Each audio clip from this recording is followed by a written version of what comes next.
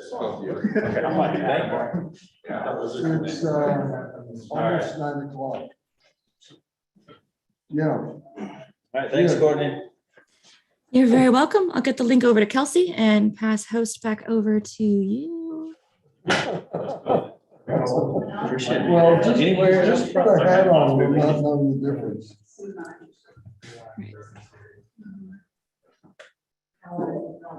Uh-huh.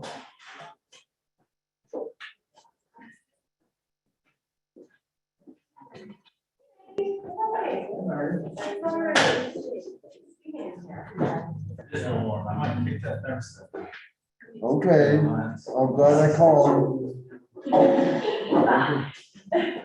Okay, well, we're all set up.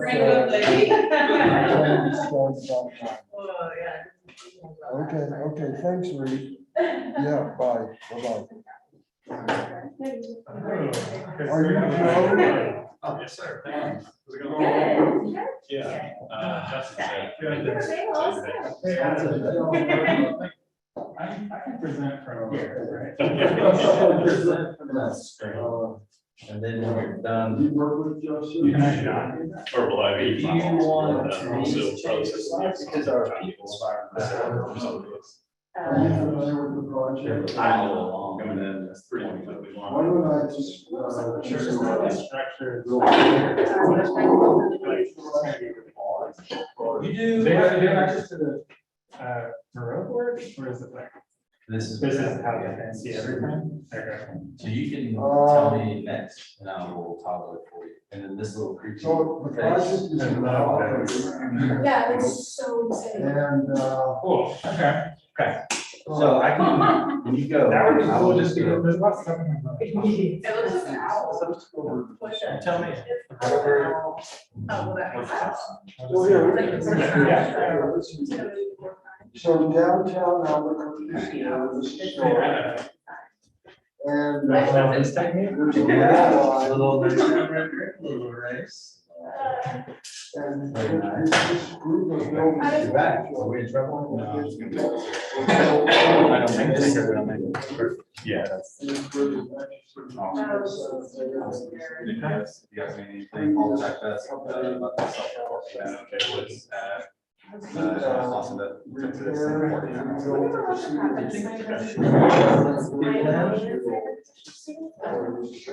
cool. Did you have any other questions? I think we're good, man. Thank you. All right.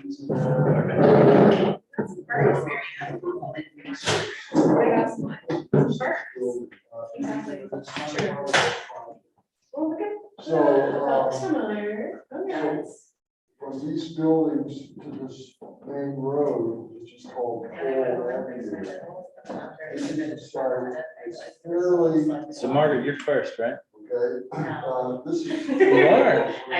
Okay. Sorry. They're not using computer. Yeah. Sitting order. So. He wants control. I never had it to begin with. But they're bagels. We got bagels. We got bagels. That's power right there. magically follow people around? Yes. As you speak, it rotates to find your voice. Yeah. Oh my gosh, that is so weird. It's the balance. Yes. There it is. They're proposing Yeah, to it's like build the soccer face. All right, it's 8:57. Hope it shouldn't be late. So we're still gonna start around.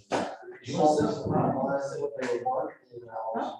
Sit up front. Suggested the soccer stadium. Blend in. Don't get too excited, Maggie. Restaurants, possibly a hotel. Low profile, yeah. And, Yeah, and just have that. So, you get long and you can video.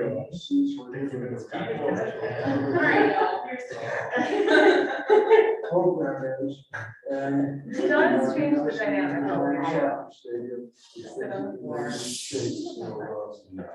They were asked to, okay, so where do you start? So it's a site plan. So they did a study.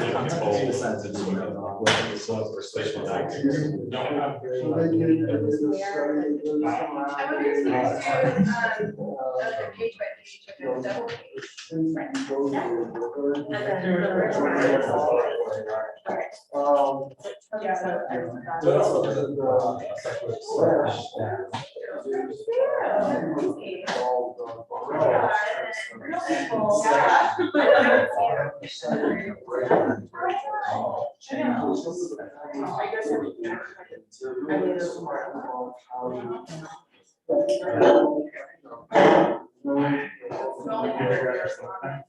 She's gonna do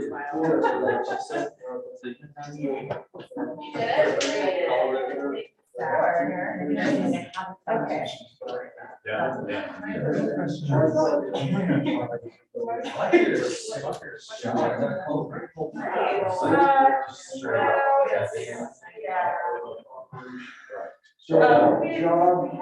know. Our missions. Moving away, and so.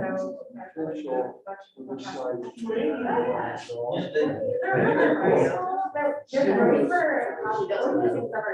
very nice. Yeah.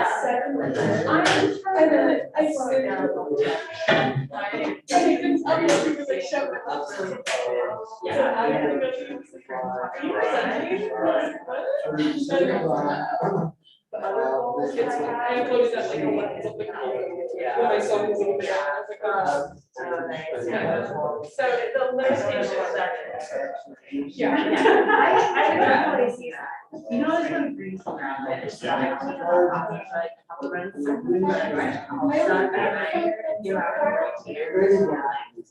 that's really insane. But it's still high. But it's in the tree.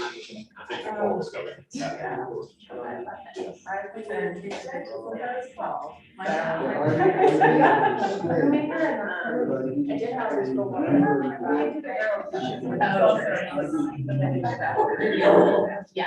Because like that's what I do. So that's why, especially like the but I like a cup of hot coffee that's just sitting somewhere.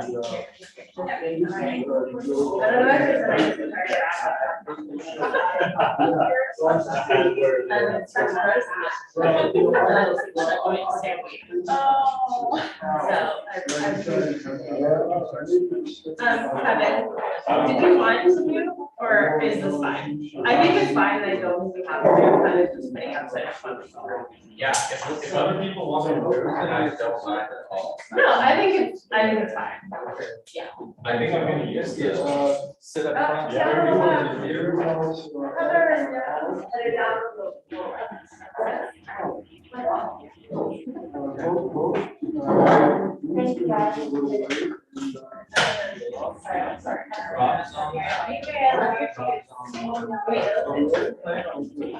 So let's, we'll,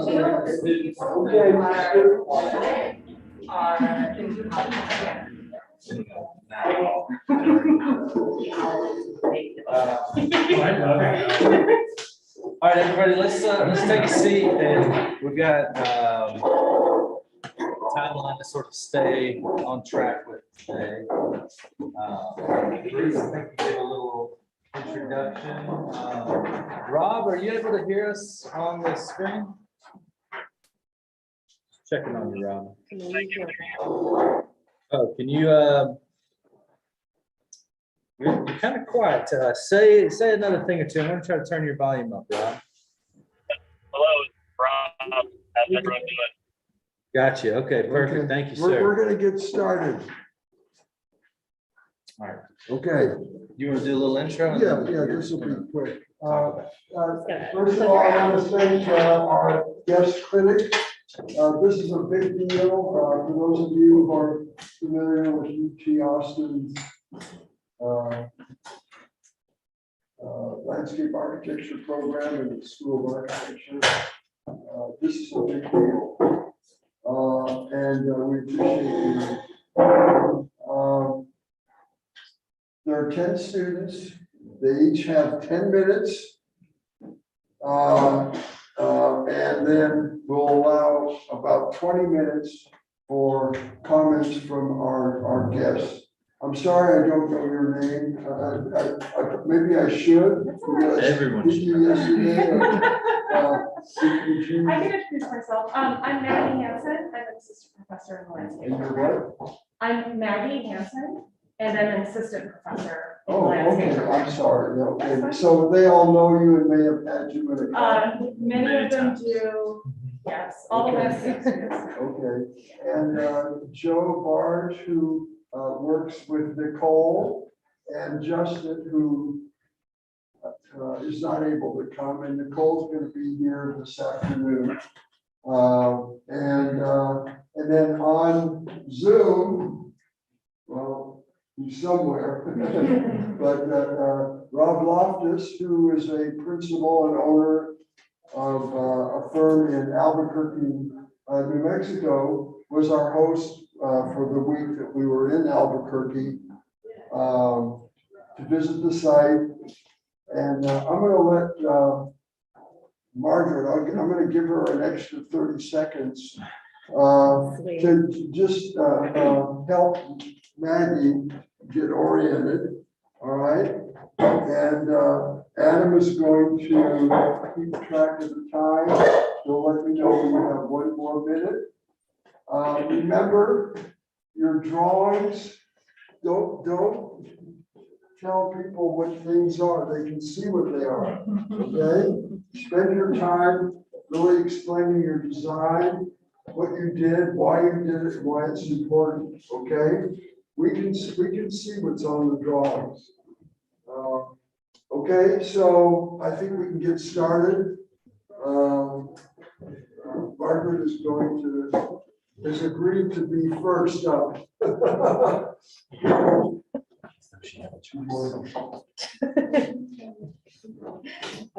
You ready? Yeah. That's a live stream. Love it. Love that for me.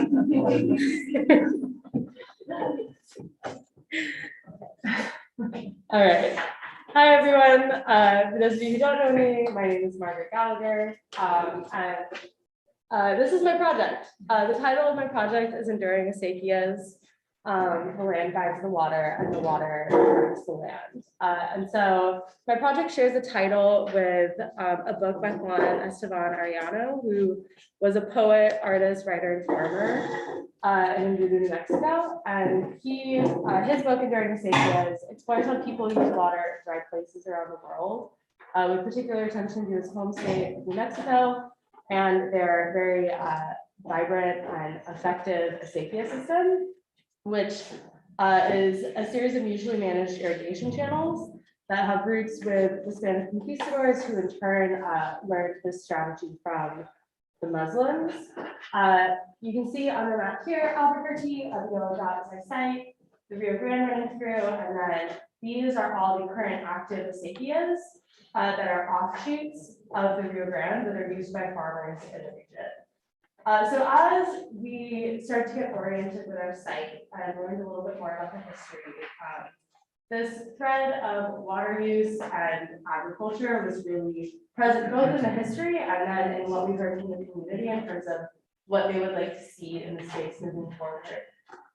So this is our site. Going back to the 1200s, New Mexico is home to 23 different groups of indigenous peoples. And by the 1500s, there were about 22 pueblos along a 60-mile stretch of the middle of the Rio Grande. In the 1600s, it started to be colonized by the Spanish. And then in the 1800s, we have Antonio Sandoval, who built the first acequia in this space, the Acequia Madre de los Morelos, which is still present today. It's just been rooted to go along the Rio Grande. In the 1900s, the AT and SF railroads opened where our site is. There once was an acequia that wrapped around the site, and the Morelos neighborhood and the Barbe neighborhood were both completely agricultural. So when the railroad came in, there was a really abrupt switch from agricultural to industrial, and this caused a really big economic boom in the neighborhoods. 4th Street this commercial zone became part of Route 85 and 66. And so for 50 or so years, this was a really prosperous section of the city. And then very abruptly, at the end of the 1950s, the rail yard completely pivoted to diesel and laid off 90% of their workforce. And following that same year, the Interstate Highway Act was passed, which rerouted all of the traffic that used to go down 12th Street onto the new freeway system. So that really decimated the neighborhood. And now moving forward, there are a couple of different reinvestment strategies that the city is pursuing with this neighborhood. There are some pilot programs that support small businesses, including a farmer's market at the rail yard every week. But the really big piece of development that is being proposed with the site is a soccer stadium for New Mexico United. And I was started to learn more about the site, learn about the role the safety networks played, and also spoke to the neighborhood, a really clear desire to have a green space that was both respectful of their history and functional of what they're passionate about today really came through. The site really stands in very big contrast to what you see in the rest of the neighborhood. You can see it's completely flat, soil is super compacted, high amounts of metals, and it's a there's a brownfield site in the corner, and then 4 surrounding the site as well. And then on the site, there are 4 water drainage sites that lead to the Blue Run. So there's a lot of environmental justice that needs to happen within the context of this project, and a lot of site remediation as well. And then when you walk through the neighborhoods themselves, it's very vibrant. People are very passionate about their gardens, about their green spaces. And as we move on to my site design, there is a section of the site that's already been, this bottom part here is planned Canal Wolf development.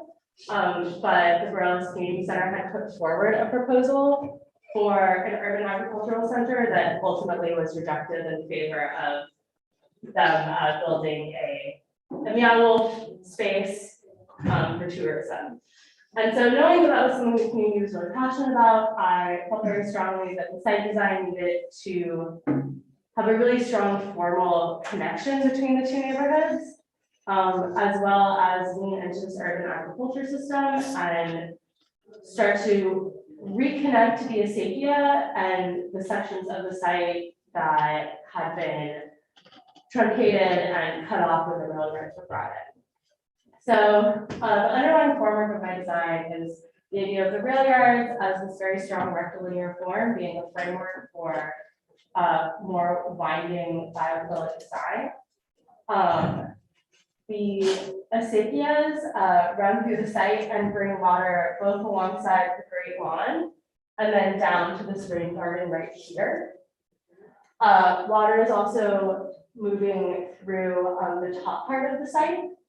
And the way water moves through the site is very much inspired by how acequias and arroyos function.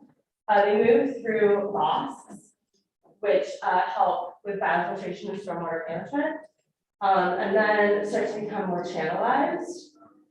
And then for agriculture, those channels are then tapped into to help irrigate rows of crops, which you see here in the urban agriculture center. And then additionally, the last section of the acequias is this thing called commons, which helps store stormwater.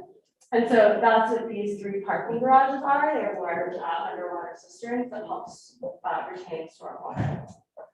Acknowledging that this is a brownfield site, the acequia that feeds the urban agriculture center that is much more channelized, does run through a water filtration station before being used for the agriculture. With the water coming from this side of the site, the brownfield site is in the top northeast corner. Yes.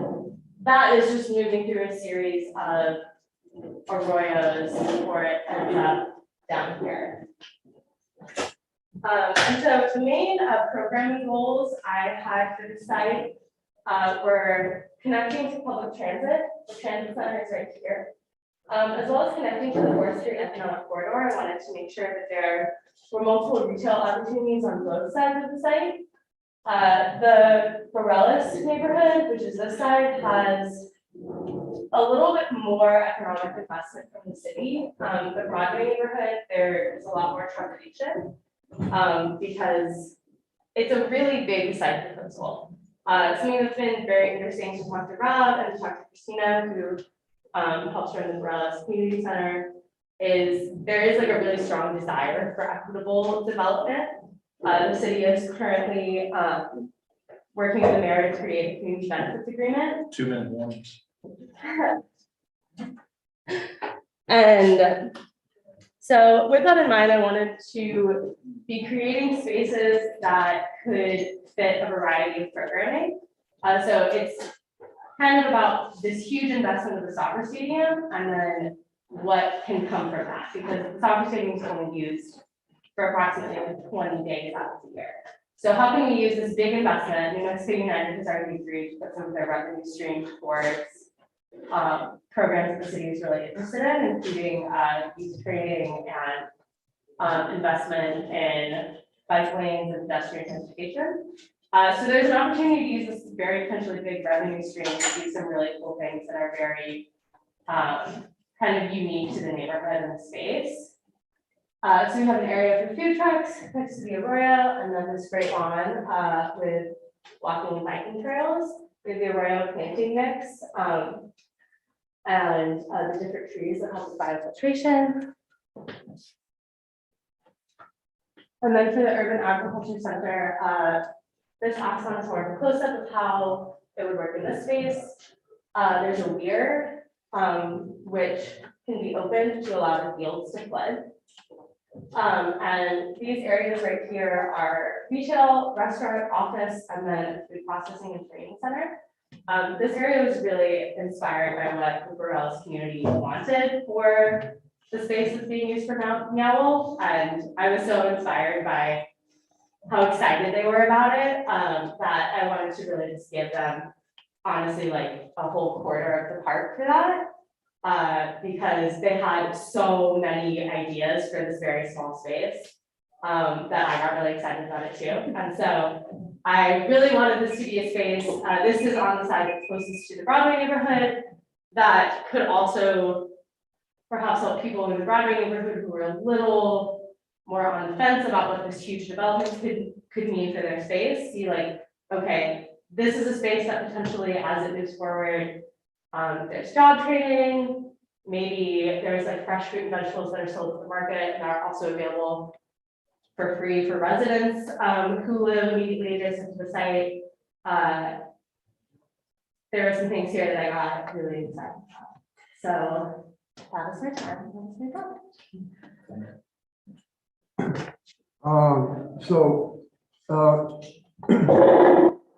Two out-of-town guests, or guest critics, Rob Loftus, who the students know, is now on board. And then Reed Dillingham, who has a private practice in Berkeley, California, is now on.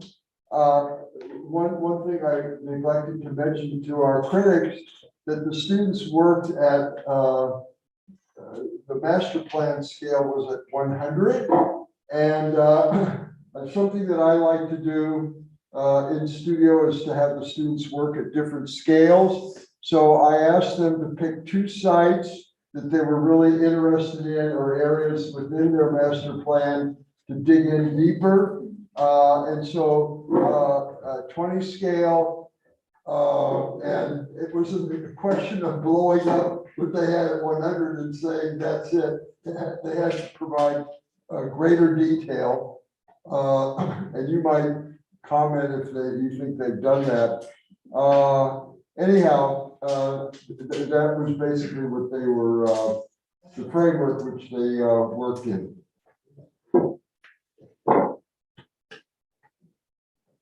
So anyone, Reed, Rob, anyone can ask questions. This is Rob. Can y'all hear me okay? Mhm. Yes. Yes. Okay. well, I love a lot of what you took away from meeting with the neighborhood and really listening to their needs. That's a very important part.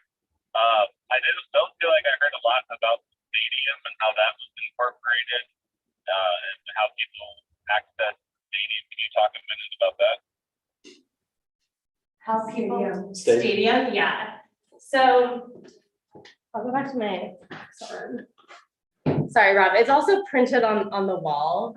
So, okay, so if you look at the axon down here, I wanted the area around the stadium to have visual interest and shaded despite the trees, but also be pretty open because that is the area that's really going to be dealing with a huge influx of people. It's directly next to the public transport center, so while there is a lot of parking on site, the hope is that for people who are coming from farther away, they're using public transport. And so there's a pretty open flow between the public transport center and the stadium. Right now, there's not a lot there. And so I think it's an exciting opportunity. This wasn't an area that I zoomed in on, but if I was to take this project further, I think there's a lot to explore with how you welcome people into the space underneath this overpass, which at the moment is a pretty unwelcoming space. And then there are entrances along all of the major streets as well.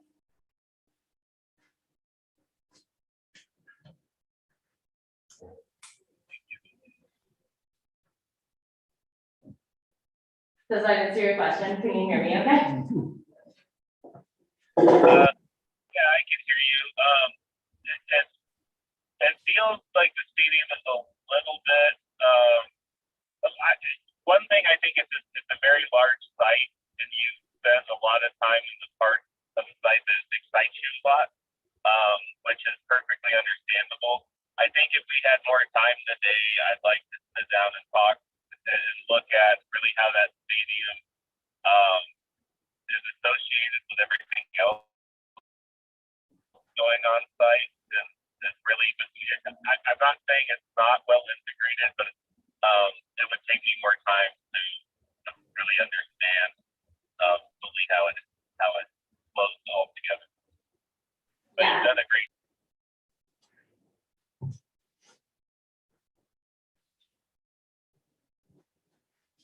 Yeah, Margaret, I think building on Rob's comments, and then also I appreciate his question about the stadium, because I think everything that you've done is really thoughtful, and this idea of the acequias as having a real presence and strong form on the site is beautiful. Your drawings are always beautiful. And I would love to see, and if there were a next iteration, how these different ideas start to influence each other a little bit more. I think there's one question about if this project is about water and celebrating the acequias, what is their presence within each of the zones, or the experience that we have within each of the zones of your master plan, or are there places where they intentionally are absent, and that is a different kind of experience, one without water? That's one question. The second is, I think, developing this with an eye towards the different capacities of people across the site, that there are moments when the stadium will have events and there will be a huge influx of people. And so how does the adjacency to this area of dining and retail and agriculture sort of be a part of that huge mass of people? What are they sort of learning as a secondary set of events or experiences alongside the stadium? And then how do the areas around the stadium operate or feel welcoming when there aren't events, right? Because that sort of fluctuation is really going to influence this. And I think a series of studies about people and the sort of calendar of this site would start to inform ways that you can push and pull the different elements that you're playing with, so that there's more overlap and hybridity across the design.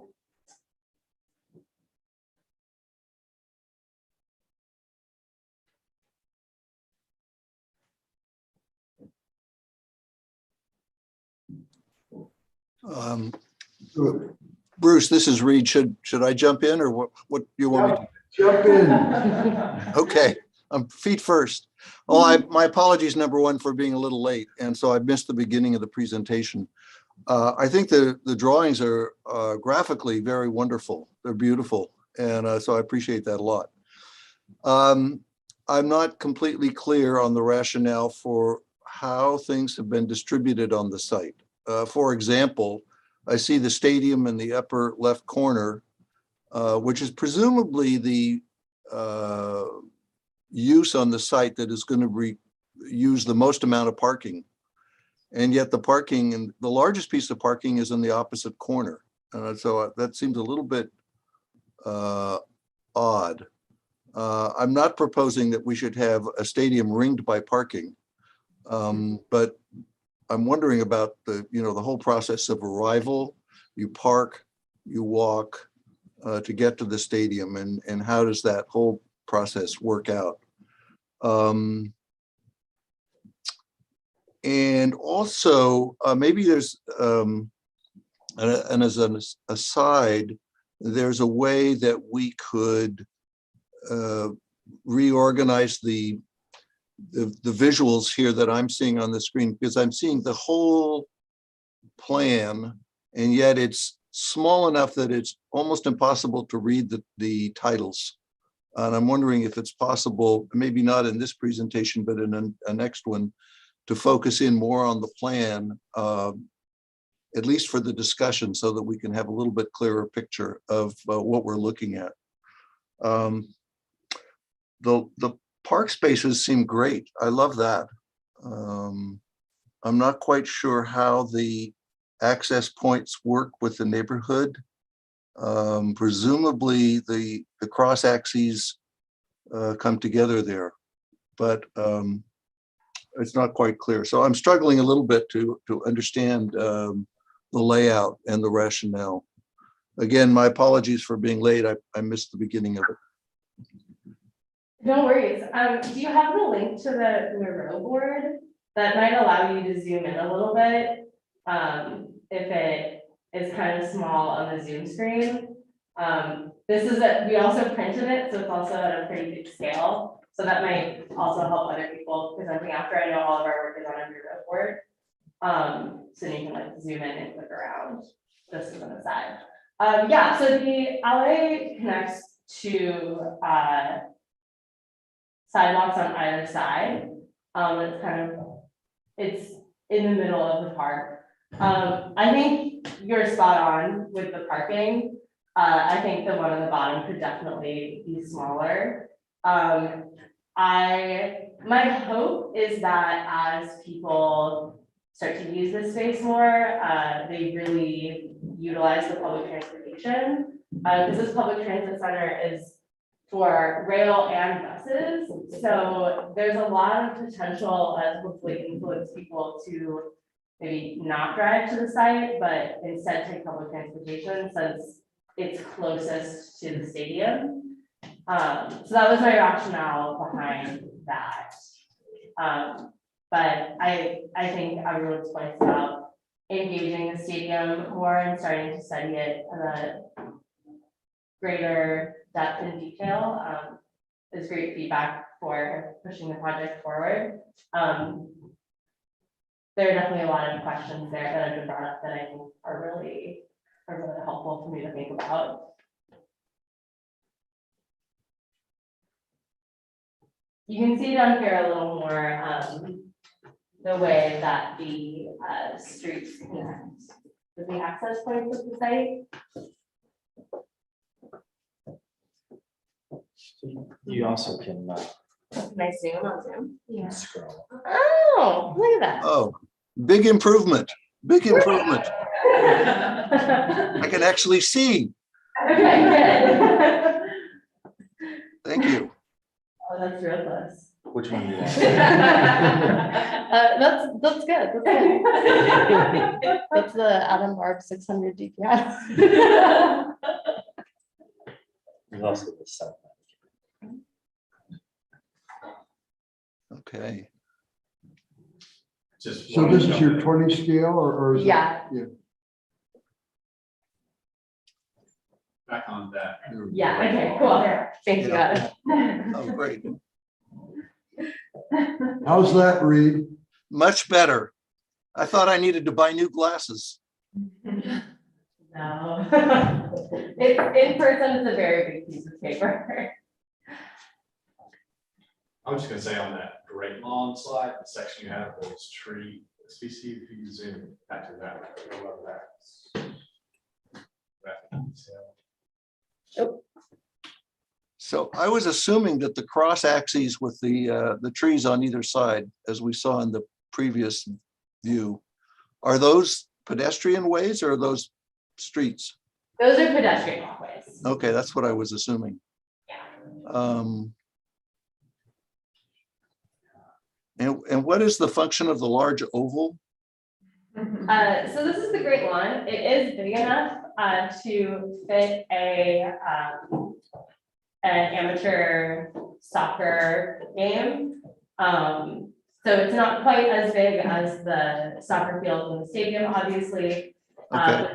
Enough to fit 2 youth soccer fields or 1 adult one. Okay. So it can serve a lot of different purposes. Yeah, well, that seems like a great idea. I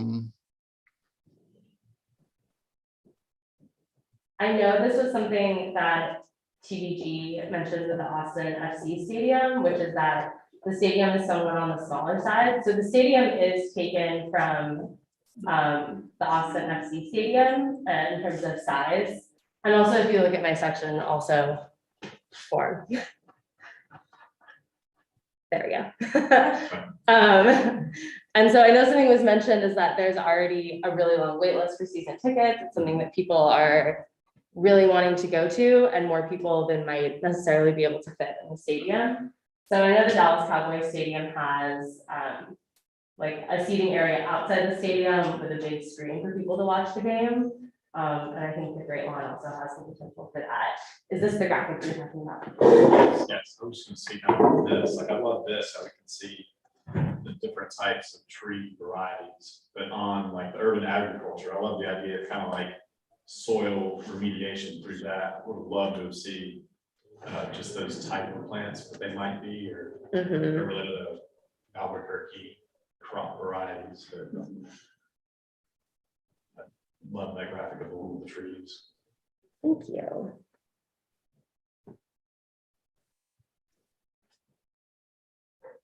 I think, you know, what you've done is very ambitious in that it's a complicated program with the stadium and what I'm going to call the park areas and some of the other facilities. And I appreciate the, you know, the description about the plants and the ecology or the modifications to the ecology. It comes across though a bit as being the soccer stadium is sort of an excuse to have the park. And I'm wondering if the soccer stadium, since that seemed to be the main focus of the project, didn't really need more study or at least explanation. You know, how people park, how people enter, what is their experience of entering that stadium? What do they do during the break in the game? What do they do if they want to go to the bathroom? What do they do if they want to buy a you know, a beverage or some food? Or, you know, how does all of that work? How is the stadium serviced? How does maintenance get in?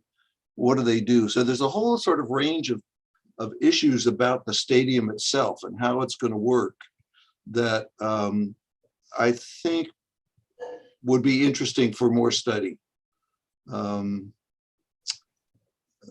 I don't know if you've spent a lot of time around stadiums. I know I haven't, but I go to the local Cal football games sometimes, and I can see a lot of the operations that are going on behind the scene, that, you know, the vendors and how they get their deliveries and how supplies are done and how they maintain the field. And there's a sort of a whole range of complex activities that have to support the stadium.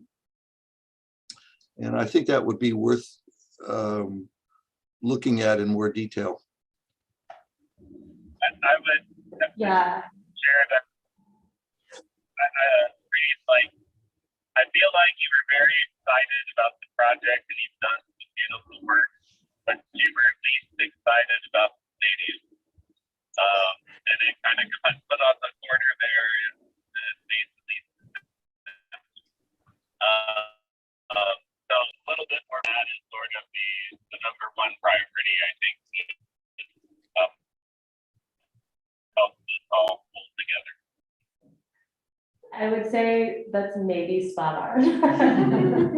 I also have not spent a lot of time at soccer stadiums, although TBG did give us a really great tour of the Austin FC one.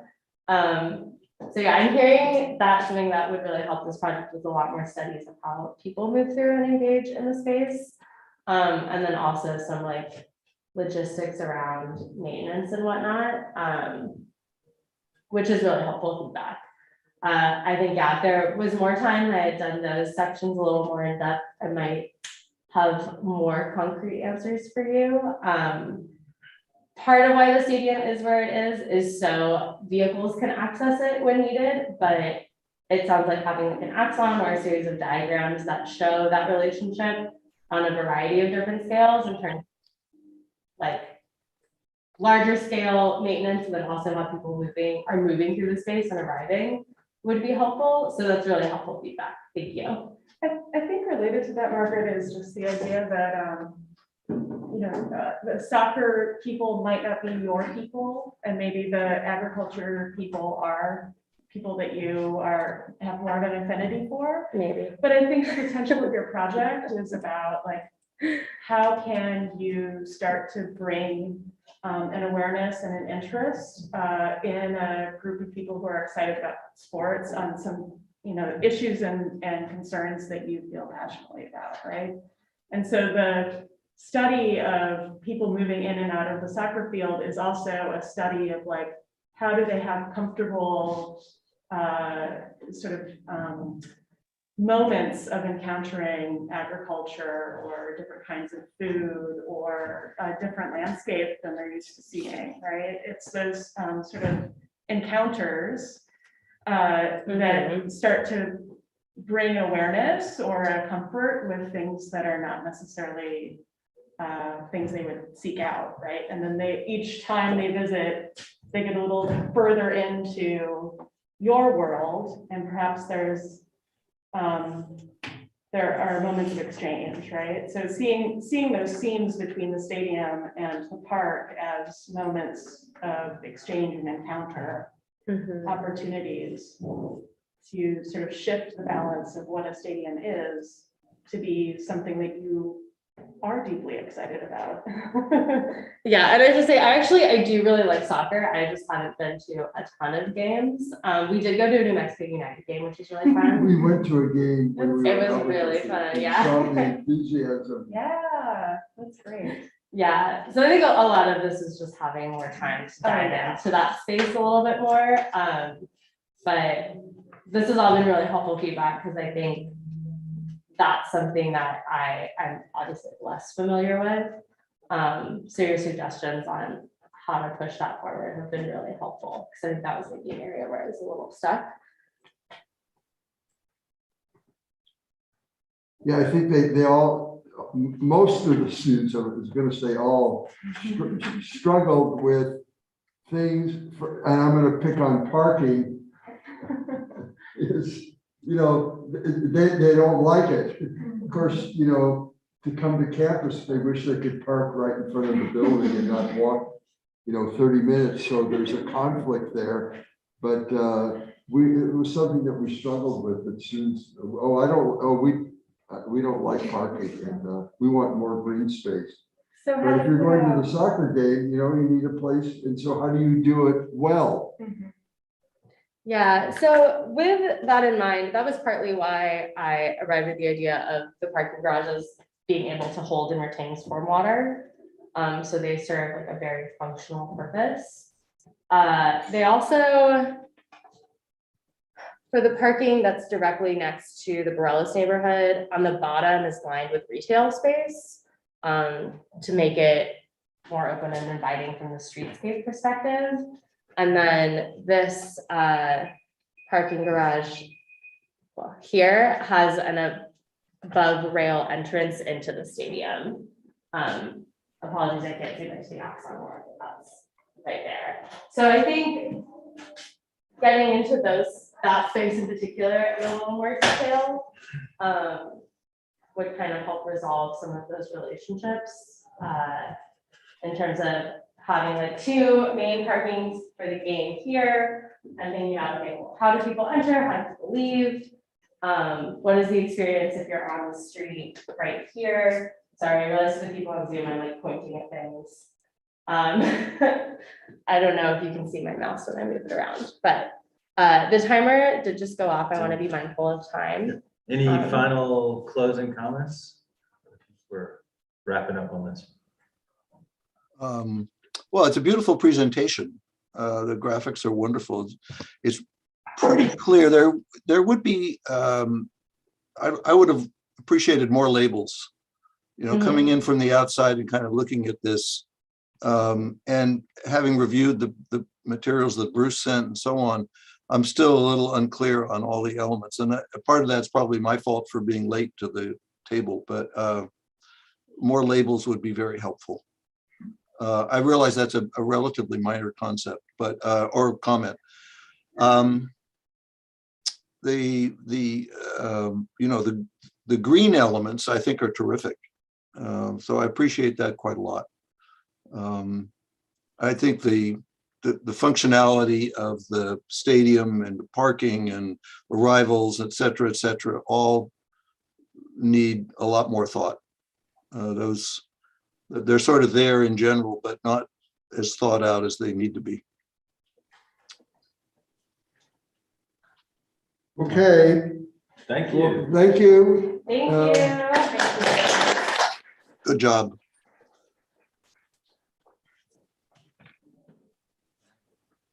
For those of you that are thirsty, there's coffee here in the room, and I'll pull up the next.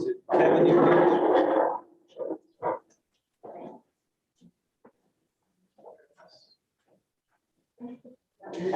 Reed and Rob, we have bagels and cream cheese and coffee. If you care for something?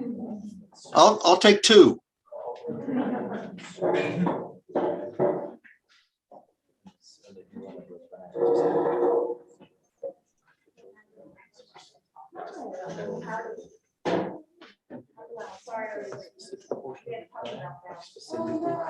They can see. Yeah, I might have I can still see. We're not sure. I was the wrong one. I wish I knew.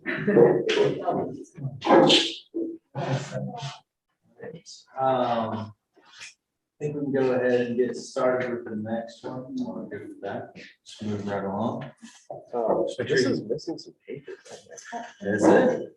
Yeah. Oh, sorry, it was like halfway. Oh, yeah. So there you go. Start again. Go ahead and hit admit on that as well. What? Admit. Bob and Reed. I saw. So Control L. We can hear them. Everything's working nicely. So the owl's okay. Yeah. The only thing that's missing is this. I'm gonna start off. All you need to do is tell me, Bruce, and I'll make it happen for you. Looking the way you want I'm to. okay. Yeah, okay. It doesn't take much to make me okay. Okay. All right, well, let's go ahead. I'm gonna start the timer, and if you'll introduce yourself. Introduce yourself, Kevin. My name is Kevin Sow. I'm a fifth-year architecture student here at the university, and thank you all for coming out today. So this is a site analysis page, or one of my site analysis pages that we're going to start with. A big part of my site analysis was the transportation around the city. There's a lot of major parts of the city surrounding the site, such as downtown, the University of New Mexico, and then of course the Bareilles neighborhood and the South Broadway neighborhoods, which are historic neighborhoods that have lasted for generations to the immediate west and east of the site. So we kind of hit a gold mine when we were in Albuquerque, and we went to a coffee shop, and inside this coffee shop, there was plenty of information that people had come responded to regarding transportation that they take. And these are people that live in the Bareilles neighborhood specifically. So a big part of my research here was figuring out the best ways for people to get to and from the site. So based on their responses, about half of the people that responded said that they drive a car on a daily basis, but there was also a lot of people that said they took the bus or walk or take a bike. So this graphic here goes to show what I propose to be the best ways to and from the site based on how people get to the site. So for the Bareilles and South Broadway neighborhoods, for instance, they would tend to walk to the site because they're so close by. The University of New Mexico probably has a easier time taking the bus to the site because there's a lot of public transportation, especially when it comes to colleges around the area. So with regards to that, I came up with this solution called the Fairway here. So the Fairway, in addition to the transportation to the site, the Fairway helps the circulation on the site. So as you can see here in orange, there's this transit station to the north of the site. First and foremost, that was, I wanted to take full advantage of this transit station and get as many people as possible taking the bus or riding a bike or walking to the stadium. So this transit station that exists to the north inspired this Fairway idea, which runs in the middle of my site here and interconnects all the different aspects on the site. So as for placement, I placed the retail and dining to the west because it's meant to support small businesses. Second Street, which exists to the west of the site, is a popular street for small businesses. Bareilles own small businesses. The stadium is to the northeastern part of the site, with a parking lot to the south of it. Broadway Boulevard, which is to the east, is a lot wider than its counterpart to the west. It's going to be a lot easier for people to get in and out as fast as possible if the stadium's on the eastern edge. And then there's the farmer's market to the south. The farmer's market has a parking lot that's attached to it currently. I left that parking lot there, so that's the parking lot that exists to the north of the farmer's market. I find that the farmer's market is a very popular and integral place to the neighborhood, so I didn't want to hurt the popularity of the farmer's market by eliminating this parking lot, which can also serve the stadium. So back to the Fairway. Like I said, the Fairway is meant to connect all the different aspects of the site here. And doing so, it uses this boardwalk made of ipe wood that runs between the sports complex, stadium, retail and dining, and the farmer's market. So this boardwalk is about 0.4 miles in length. And it, like I said, it acts as the main circulation path. And while you're walking on the boardwalk, you get this garden-like experience. On either side exists native plants and grasses to the area. And so not only are you getting from one place to another, but you can take a nice little walk and have a nice family day out on this boardwalk. In addition to the boardwalk, there's also a hiking and running trail. This makes a figure-8 pattern. It's easier to see on the right here. So this running trail is embedded within this line of trees. I also wanted, since well, the stadium is only used about 20 days of the year. I wanted to provide a great space for people to use 365 days of the year. So I wanted to include a hiking or running trail in this for recreational purposes, and for people to be able to, go for a run, get some exercise. Let's see here. So the retail space is inspired by Pueblo weaving patterns, and that's where these triangles come from. There's two colors of poured concrete that produce the triangles and also the buildings in this retail block, which there are two retail blocks, as you can see. How do you zoom, Adam? Hold control on those mouse wheel, scroll up, there you go. Okay. As you can see, there's two retail blocks here, and that is the same language as the original area. See, there's these three blocks that exist as it stands today. So I kept that language, and thus came the sports complex and the two blocks of retail and dining. And so the buildings for the retail and dining center are built in the Pueblo revival style. And like I said, they're meant for small businesses to come in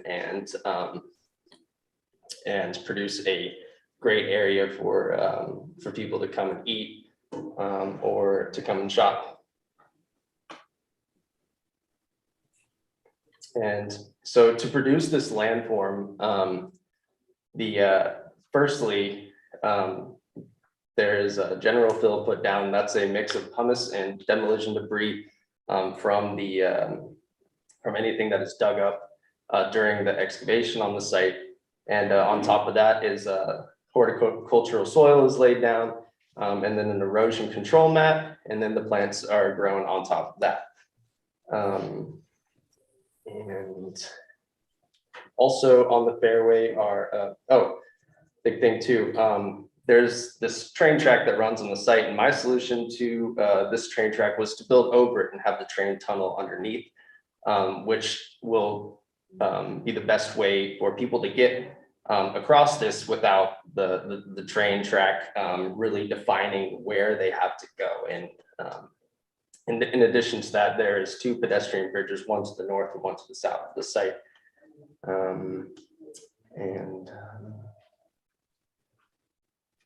There's also a couple of flat areas, which are here called picnic areas, as well as a playground. And these provide an open-ended experience where you can go and lay out on the grass or play catch or do whatever.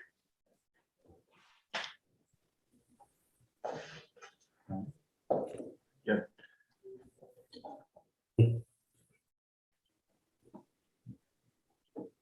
Open for You comments. done, open Yes, for comment, open for okay, comments, so, yes.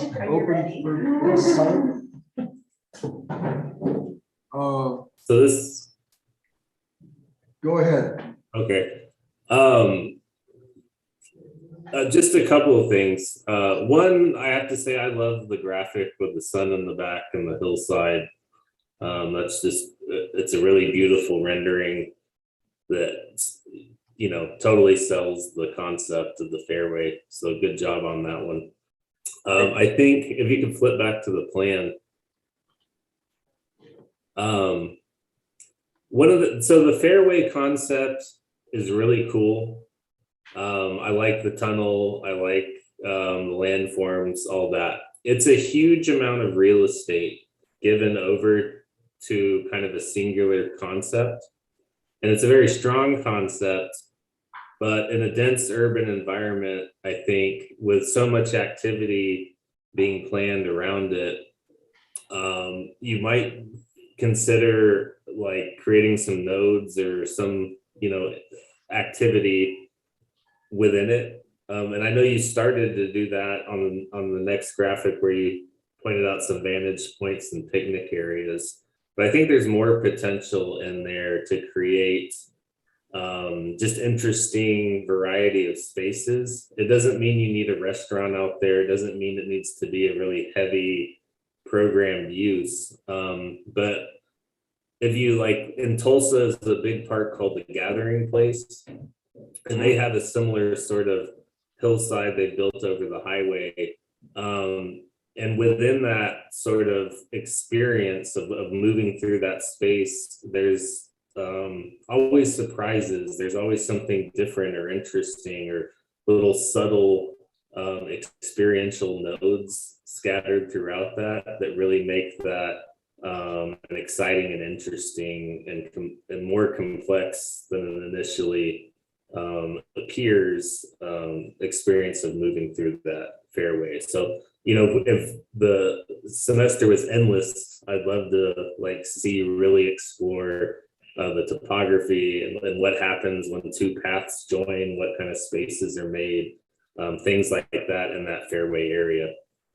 The other thing is, and I think it's just probably the way it's rendered, but you probably want a stronger central path from the stadium to the dining and retail, because that's going to be a place where a lot of people are going to be moving all at the same time, before the games, after the games. And I think you have snuck it in between two of the hillsides, so it is a pretty open connection. But I think visually, the way you rendered it, I don't see that hierarchy, and that's going to be an important conduit for people to move in between. My last comment is I think I like the location of where you put certain elements. The layout of the dining and retail, I think, is interesting that there's so many little buildings to support small businesses. New Mexicans love that. But you know, the way that east side of the retail and dining interacts with the fairway, I think, is a little bit of a missed opportunity. So, you know, maybe concentrating on that central spine that goes north-south between the parking lot at the farmer's market and the sports complex, and how, you know, the experience of walking down that with the fairway on one side and the retail on dining, I think could become more interesting. Thank you, Rob. Kevin, I got a few things, but I agree with Rob. That was one of my, if you're thinking about providing an identity to this within the city itself, I think working with the retail and dining, beginning to anchor 2nd Street, is that correct? And then the other, which is Cole Avenue, and then what's the north-south, is that Broadway? Broadway. Yes. On the east. I don't, we should mention, if they haven't figured it out, Cole Avenue is an elevated street. Right, Cole you know, and Lead are both elevated, sorry. pardon me? And Lead Street as well. So the one that goes over the transit station is also an elevated Also. road. All right, so, you know, what was one of my interests in this studio, right? And then is the fact that how do you provide identity and then work this complex building and therefore landscape architectural program into the city. So I'm really curious about that, you know, but what I'm interested in, to start off the conversation, welcome to landscape architecture this semester. So tell me this, what intrigued you as an architect coming into this project?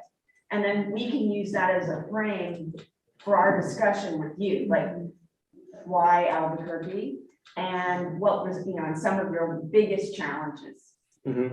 Well, a couple of things interest me. First of all, a lot of the architecture projects that I've done have been set in Austin, and that's great, but I really wanted something outside of Austin, and this was also a studio that was taking a trip to the site, which also made me really want to come do the studio. Secondly, I played soccer growing up, so hearing that this was a soccer-based studio was also like a no-brainer for me to choose the studio. And I've had a ton of fun doing it. Everybody here has been super helpful. I love all these landscape people. They're awesome. But yeah, some of the challenges,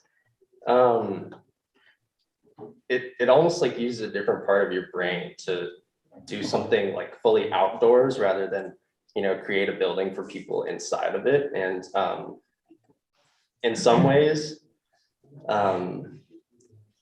it's great because you can say like, okay, I'm gonna lay out this green space down the middle, and it feels a little bit more open to having these programs inside and less restrictive, but at the same time, that can also prove to be difficult because there's so many things that could happen in the fairway alone, let alone, you know, in the stadium, and then the relationship between these. And after I had decided where these elements are going to go, then comes, well, how do you link them all together? How do you, like, is there a sidewalk that goes in between?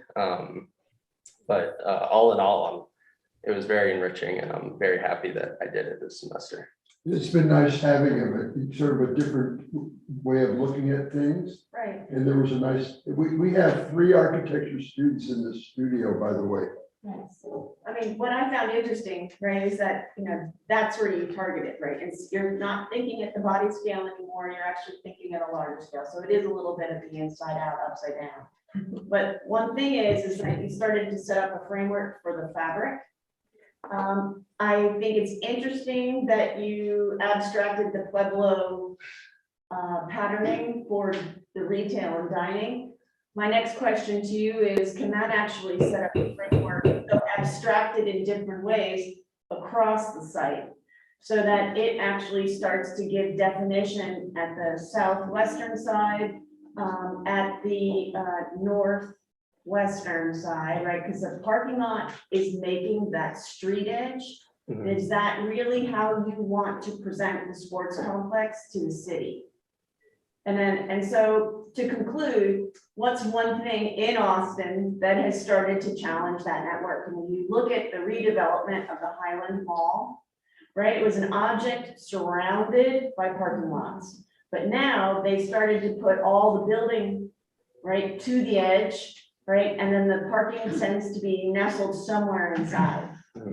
So I'd argue that, you know, thank you, strong effort. I actually would argue that you can begin to use that patterning, begin to think about making boundaries and edges, and still maintain the amazing fairway with the potential to put all the the contaminants that I heard about earlier, lock it in place and keep it away from everybody else. So I think this project opens up an awful lot of opportunities and points for discussion. So thanks for joining us. Thank you. This is Reed, and yeah, I really like the fairway idea in the middle. I think that's great. What would have been helpful to me to begin with is to understand exactly what is there now. So the farmers market, for example, is there? Yes, that's there. And the parking related to the farmers market is there? Yes, it is. Okay, so that's sort of a given. It looks like it's part of the project, but in a sense, it really isn't, just graphically. Is that true? Yes. Okay. I will say that I redid some of the parking spots within the parking lot, but the lot size and shape is the same. Yeah, okay, that's fair enough. Am I right in assuming then that the rest of the site is not there now? Is that right?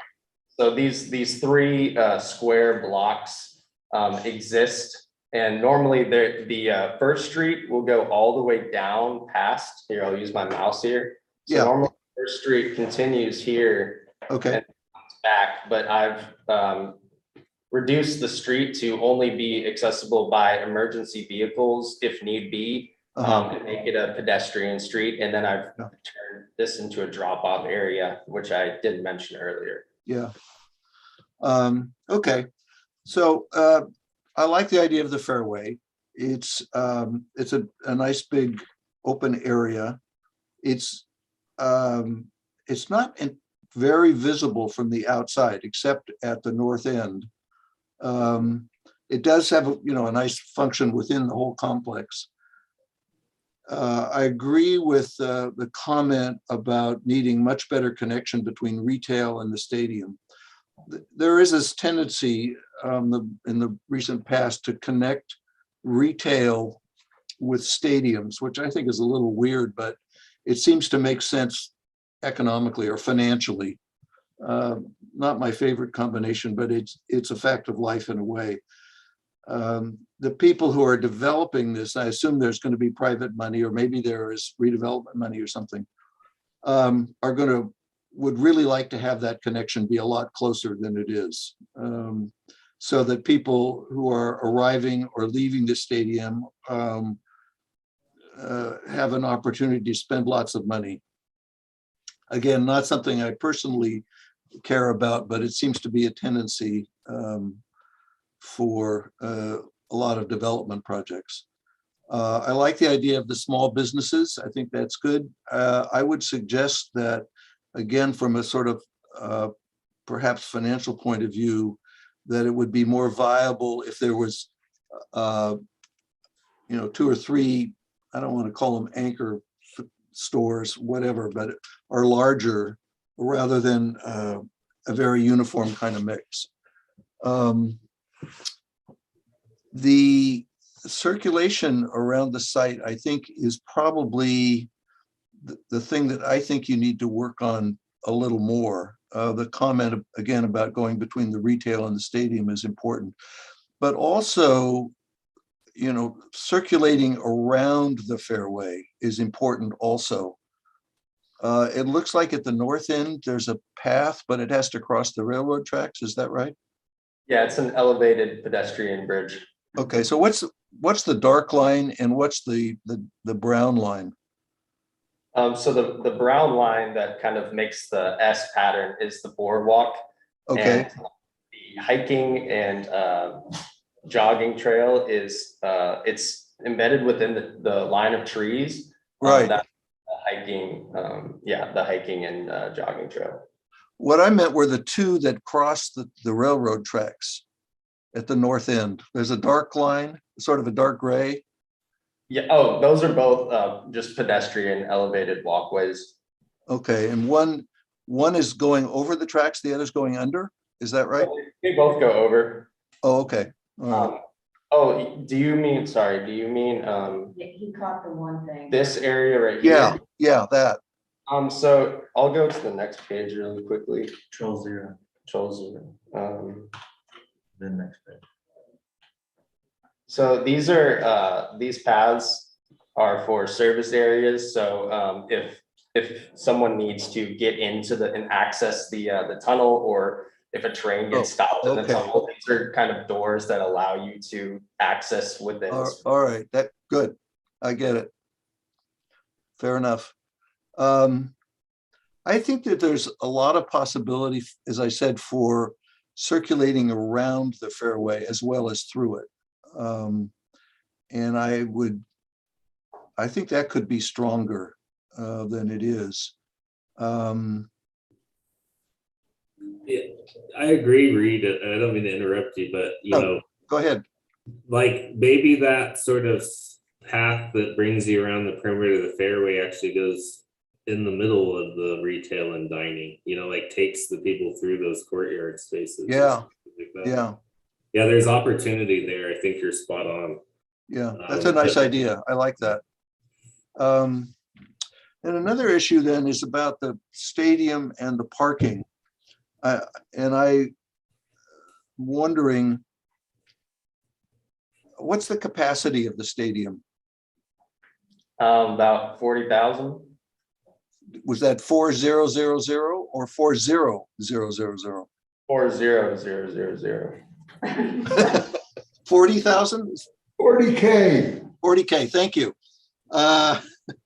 So if you assume that people are going to drive there, and I realize that's not what your assumption is, and we'll get to that in a minute, but let's say for a second that if everybody drove and you had a capacity in a car of 2.5 people on average, how many parking places would that be? I don't have let me get my calculator here. So 40,000 divide by 2.5. So that's 16,000 cars. That's a lot of cars. Now I know there's transit and people are going to walk or bicycle and so on, but the amount of parking here is way under that. So I'm wondering if there needs to be some sort of meeting here in the middle between the amount of cars and the amount of seats in the stadium. I don't know how many cars are in that parking lot, but it's not 16,000 or even close. You probably would need, what, maybe 5,000, maybe more, I don't know.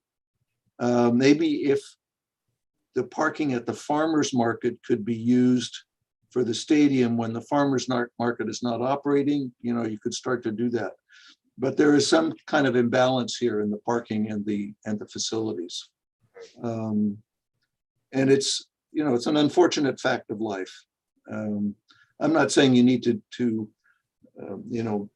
provide all the parking that the stadium needs, but it seems way out of sync. Let's see, what was the other thing I was going to say? There was something I was going to say, and I've forgotten what it was.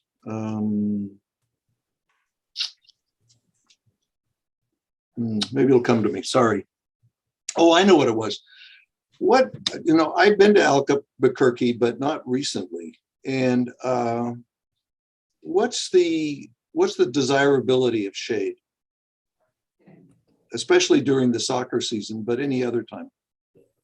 So I can answer that question. We just did a community survey for a urban trail project that actually would feed people to the rail yards area. And throughout the whole 6-month process, I think shade was the #1 comment, highly rated priority from about 500 residents. Okay, so that tells you something. I mean, the tree-covered jogging path looks like a great idea. I'm wondering if there can't be more, climate modification structures, shade, whatever, that would make this more comfortable to use, especially during the middle of the day or the middle of the summer. So that's my other comment. Yeah. I have one last comment. Sorry if I cut someone off, but as much as I love the graphic I pointed out on the other page of going over the hillside, I equally dislike the graphic of that section that we were just looking at if you jump back. So the view down the central corridor that I was talking about earlier is a missed opportunity between the retail and the Fairway. That is not an inviting looking place at the bottom right there. So I think you obviously realize the importance of that corridor, but that needs probably the most work. But there's a ton in here that I absolutely love, so I'm not picking on you too much. Thank you. Maggie, you want to do the final comment? I think we're about to. Yeah, I think I'm also taken with this idea of Fairway and applaud taking on a very landscape influenced proposal as an architect. It is really challenging to think of these multiple scales and through a series of considerations that you're not used to as an architect. So I really appreciate that. I just encourage you to go back to the way that you opened this project, which was an analysis of the context that you're working in and the potential for connection. Mm-hmm. And so if you had a diagram that was based on that set of observations of who is coming here, where they're coming from, how they're getting there, and then plugged your proposal into that, mm-hmm. and then started to work through the narration of the paths of, oh, they arrive at this corner and then they walk and they go to retail, then they go to the stadium, or they're going to the farmer's market. I think it would start to reveal the sort of path hierarchy that multiple people have asked for, and ways that this experience of the Fairway could start sooner than the central core, right? How do you start to suggest some of the magic of that interior experience along the edges, and sort of build up to it, right? And I think that gets back to Hope's proposal of thinking about how this pattern might inform an approach that is at the scale of the entire site. So it's an additional challenge that if you had another month, you could start to take that on. But thinking about that original set of observations, I think would lead to a really strong next round on this project. I agree. Thank you. Well done. Thanks, Ken. Yeah, the students in landscape really were very kind, for including the architects. There was a lot of really good interaction. So Reed, while the next person's getting ready, I was just gonna see if the internet will work. Yeah, we're traveling the globe, Yeah. How do you spell Albuquerque? Albania. You. What? No, you didn't go back. There you go. So here's the deal. I'm How Alabama. about Santiago? Just so y'all know, I'm Alabama and I have a public school education, so this is what you get. But anyways, this is the site. I thought it'd be helpful for you to sort of Yeah. Thank you. see what we're looking at here. So this is Cole Street, right? You guys Yes. know. Okay, Cole, and then Lead Street's beyond. That large transportation hub is there. And so some assumptions that have been made is that we're maintaining, I think each student is maintaining the heavy freight line, at least a couple of the tracks. It's not heavily used, but And so they're having to span that, but they've taken over this portion of the site to Broadway, I believe, right? So here's Broadway on the right. This is the Second Avenue, is that correct? yes. Okay. And then the Farmers Market. So you can And kind that's a of retention basin in the lower right-hand corner. Okay. Okay. So the original site by the consultants was from the train being one edge and Second Avenue being the other edge, and Cole Avenue to the north and the buildings to the south. And they just jammed all the functions into that small site. And Rob and I discussed expanding the site. It seemed like there were opportunities to do that. So we expanded the site so that there was more possibility of green space and, public space. So this is the neighborhood in between the site and the Borellis. Borellis. You can see that in the background. So it's a pretty flat site. There's about 8 or 9 feet of elevation change, but spread out over a significant length. So the percent slope's pretty low. Obviously it works well for a rail yard. And then you can see some of these distant mountain views in the background. So you'll see, I think some students' proposals will start to talk about some view sheds later today. So it's a large brownfield, and then there's sort of the proximity to downtown. Great. Thank you. Yes. All right, who is next? Jim? Okay, let's see. Next to this one here. Okay. So Control 0 zooms out, and then if you want to scroll in, hold Control and use the mouse wheel button, and then you can pan around, and then to get back, just Control 0 zoom in. Okay, good morning, everyone. My name is Shanya Liu. I'm from Master of Architecture 1 program, and this is my second advanced studio. I'm sorry, I didn't know we need to present this way, so my drawings are all in spread. Maybe you could zoom in a little bit. There you go. Would it be, this is up to you, but would you be willing to take your face mask off?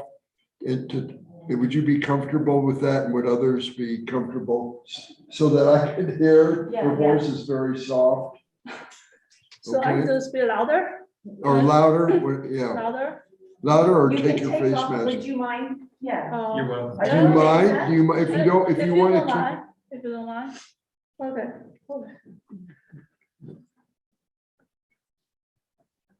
Okay, so beginning with the site analysis, what I'm most interested in is the traffic issue. We know that the railroad kind of like dichotomized Albuquerque into two parts, and then the rail yard becomes a huge partition that segregates the two neighborhoods, the Barras and the South Broadway. So I noticed that you can see that from this bike lane plan and this bus routes plan, and also on this side, you can see the sidewalk and also main road that is leading to the site. You can see that the lack of east-west oriented road system, public transportation, and the pedestrian accessibility in this area. But there is also the potential for connecting the downtown through the 4th Street. You can see here, this 4th Street, kind of like the main way, the main street that is connected to downtown and Barras. And I think there is an ongoing project called Great Barras Blocks that people want to use this area, these blocks, to kind of like create inviting corridor that spurs the economic and opportunities for Barras. So I want to like propose a project that could sort of like mediate the segregation of these two neighborhoods, and also provide a connection between these two communities, and also collaborate with the Barras Great Block project to kind of like reactivate this whole area. So my first goal is to provide more connection between Barras and South Broadway. And the second goal is to like prioritize the pedestrian and the bicycle traffic on the side. And the third is to attract people to stay here instead of just passing by. So control 0 and then next. Here. So and I started to think about like the design concept. So what I'm interested in during our field trip to Albuquerque is the indigenous architectural elements, especially like the significant kiva structures. It's like it is a circular underground structures that is very important for the local, like the Asian Pueblo people. And so then my first takeaway from the kivas is the circular form that that is the first thing I brought into my project. So you can see there's like the concept diagram on the left side. You can see those circles. So that represents like my starting point is the program, the program cluster of the site. So that's how I start to organize things. And then the second takeaway is that kiva is like the ritual and gathering space for those present people. And the circle itself, like the kiva itself, and its surrounding open plaza is the public realm that is shared by the people. So my interpretation of this like a layout of their Pueblo is like there will be a program clusters includes the building structures and then the encompassing landscape surrounded. So in this way, I set up kind of like the organizing like a strategy, and the fundamental relationship between the architecture and the landscape is that they are working together. They are not separated. They are they will work as a whole. So you can see those like the black line is like the primary movement among those programs. They are meandering between the edge of each cluster and aiming to connect east and west. So during the design process, building form and landscape kind of like a shape. The building form and the landscape, they kind of like influence each other, and most of the time they always kind of like make the concession to each other. So in this project, architecture is not always prioritized. Is the priority is shifting between the architecture and the landscape. It depends on different program, and architecture form is adjust to echo or sometimes try to amplify the influence of the landscape and the landscape design. And also at the same time, the landscape kind of like supports the function of the buildings. And the landscape is also like the transition between different buildings. Yeah, so you can see it's one. So I'm proposing to put the soccer stadium on this side, and then there will be the supporting facility like the garage, and the park, the gathering plaza before the game, after games, and there's the retail plaza that is between the soccer stadium and the existing farmers market. And then there will be like more like a park on the east side. Okay. So there's kind of like a side section that you see. I try to use like the landscape to kind of like make the elevation of the entire site more even.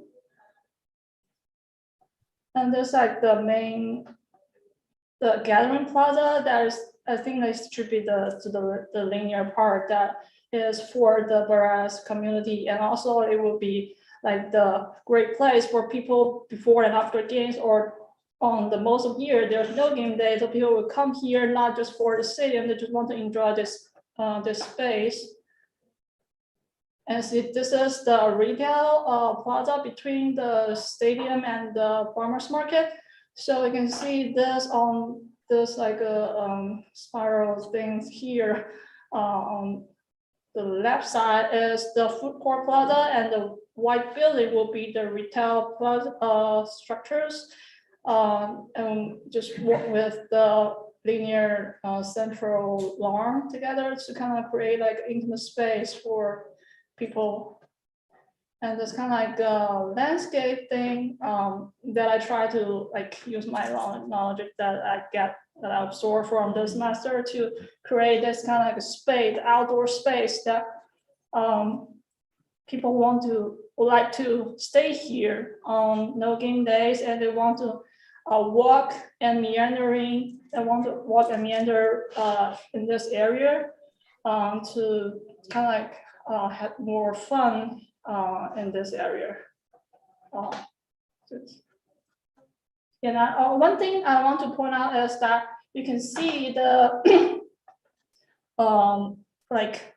the AD accessible, like the sky bridge here on this side and on this side. So they are kind of like embedded within the big structure. So it was kind of like they will connect the stadium and this big semisphere structure here together. And this building you see on this side, so it's like a big still down structure that would just blend into the landscape and then create like the overall experience of the site is connected with a main structure that is the sky bridge. To kind of create a more like a good spatial quality. Could you zoom into that right sheet, the control and the.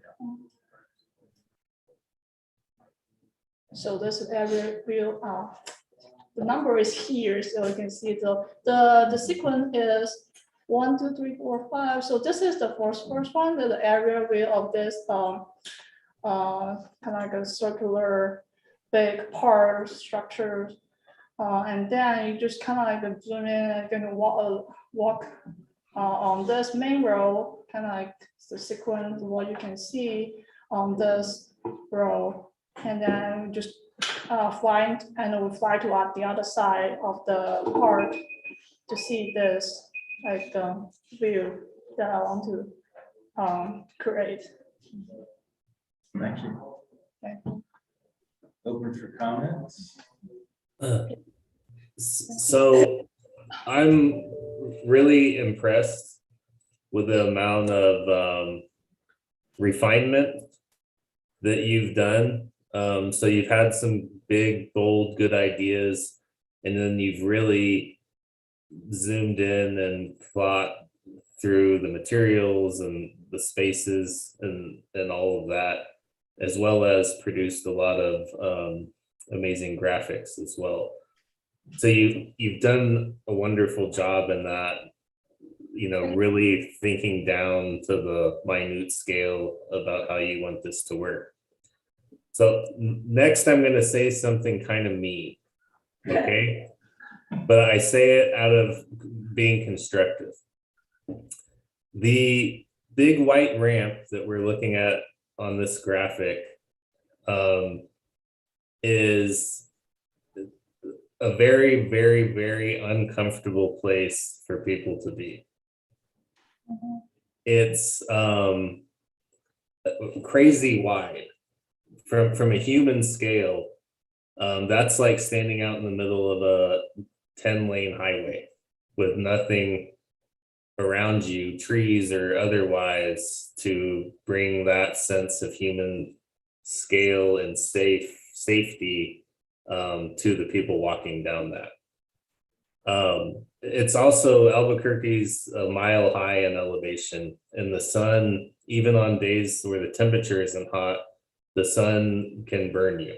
It's just a very bright and intense sunlight.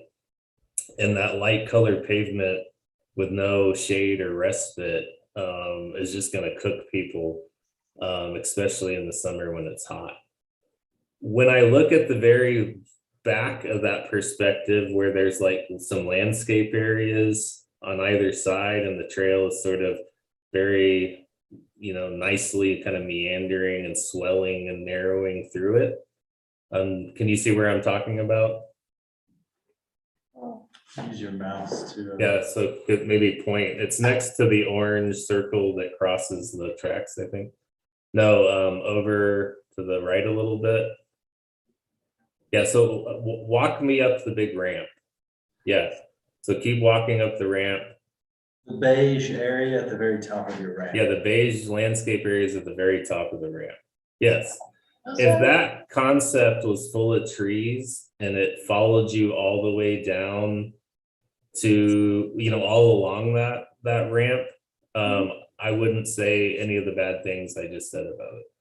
But that's a pretty hard to let slip by without making that point.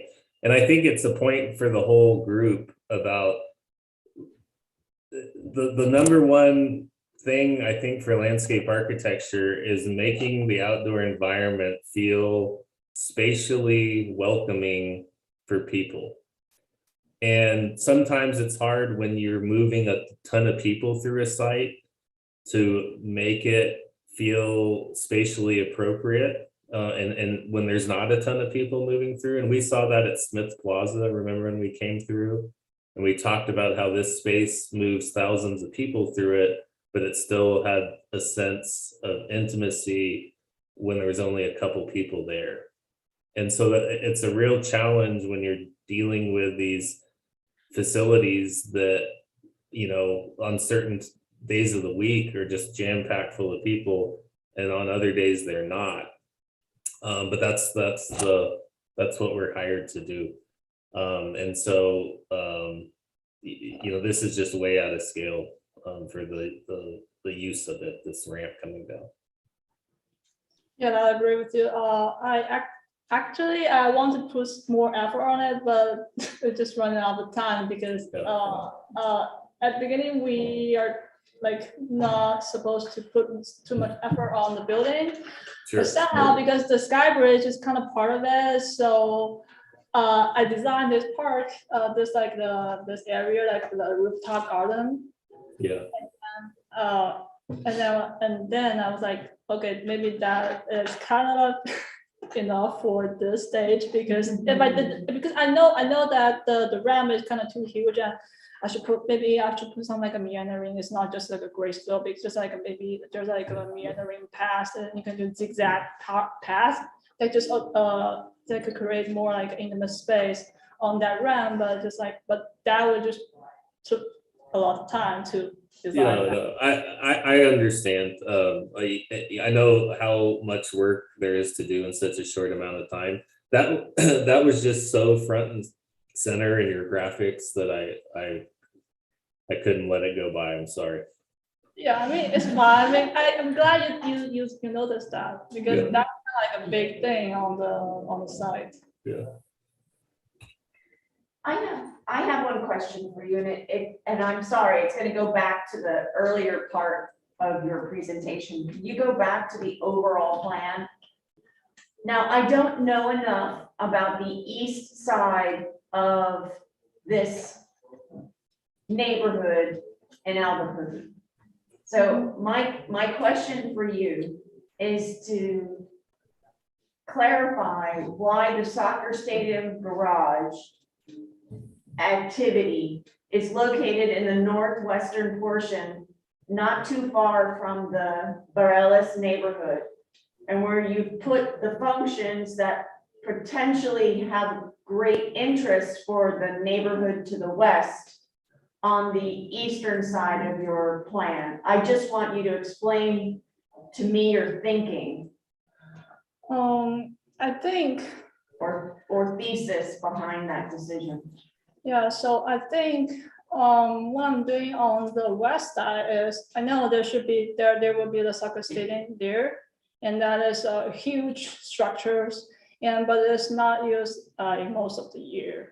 But so that's why I tried to put like the linear park and the retail plaza on this side here, trying to provide them some of the opportunity for them to use this site. And then on the east side, because I think it should be like another great structure that is kind of like speaking to the stadium itself. It's not just a big giant stadium over there, and there's a so flat on the side. So I can try to, and also because of the skybridge thing, I was trying to combine it with the building form and the landscape, so they're kind of blending together. And then and also on this side, I try to equalize the use of the site, and also kind of encourage people to walk through the site. So you want to get the neighborhood from the west to the east. I kind of encourage them to do that. Okay, and then what is the land use on the east? Light industrial? Residential, small residential. Small residential, and then And any along light, Broadway, there's commercial, and then it's another historic residential area. okay, no light industrial. No. No. Yeah, so it's kind of more like a big part on the east side. I think some of what was light industrial would have been on the west side of Broadway, which this site plan takes over. Takes over, Yeah. okay. All right, And it was support to the rail yards function, which no longer. function. There's no functions, The engine. no conjunction functions down there. Okay. I just found it interesting, the soccer stadium on the west. I understand the instinct to put the buffer, right, to use the landscape programming to transition from street to stadium. My question was, even though it's not used often throughout the year, you still got big bright lights and practice and all sorts of things. So I think it's, no matter who you are, you've got a choice whether or not you put that in proximity to the east or the western neighborhood. So, and I was just interested because this was one of the first projects that revealed to me what was, an inverse from some of the things we had seen earlier. And I was very curious about what was happening in the east. So you educated me about the site. But I think it's, no matter what, I think there's a challenge to you know, what the 20, you know, whatever, the 20-hour or 15-hour occupation of the site, the impacts that it has to the neighborhood. But I think they can be mitigated. Yeah, that's what I'm trying to do, just kind of try to equalize the use of these two sites. But the kind of the part, so I provide like see that there's a linear part here, and then like an oval lawn here, and there's a community sports center here, and this retail on the west, and also this mixed use building could also be retail, the commercial buildings. So I try to equalize things on both sides. I mean, I think you've achieved balance. I'm not going to argue with that. And I would also agree with Rob that your thought process has touched every aspect of the site now. And I would also argue that you have filled the site, right? It's very full. I think now, yes, you've got a lot of activities. I would say now it's about finding, you know, the future of this project for you is about assessing the size of the elements that you've provided and the function for how you can support this lush green place within a climate that is doesn't necessarily like support. It puts a challenge to the nature of the way in which you've thought about the ground plane. So I think there's an editing ahead, and I think there's an assessment for how it will actually function and support itself long-term. Yeah, thank you. I think that's a great comment. I think it just sounds like something that I learned from the studio. The landscape scale is much larger than the architecture scale. So that's why like that. So that's why I kind of struggle during the design process. But I think it's fun. It's interesting to like try to like think about this all together. Like because I think this project includes landscape, sort of like urban planning, and also Not sort of, there's an exclamation point. and the architecture, So, and I think because I'm an architecture student, I try to like think more a little bit more about the architectural form that they could work together with the landscape, because Which I think you've done, right? But here's my challenge to you, right? You said something where the landscape architect or the landscape or the, say, what should we call it? The ground and plant material makes a transition between the architectural and urban functions. As a thesis statement, that's very interesting. It's more than just the placement of the trees in the section between those two things. Yeah. It's you telling us there's the architecture and the building envelope and its functions directly in relationship to the functions of the landscape itself, right? Ecosystem services and such. To consider the architectural systems in relationship to the landscape systems, right? It would be developing that for you is the thesis statement of how the landscapes services works in concert with all these other types of trades or disciplines. That's what's interesting to me. And so that's the next phase of the project. That's where you go, right? And you find that intersection between these multiple trades or design disciplines. yeah, that's a challenge, but I will That's, do my best. yeah, after graduation, that's for you. Is this, you're graduating, congratulations, right? No, I think one more semester. One more semester? Okay. Yeah. Just no more studio? One more studio? One more. So Okay. that's my second advance. I have 3 advanced. 3 of them, okay. Come back to grad school.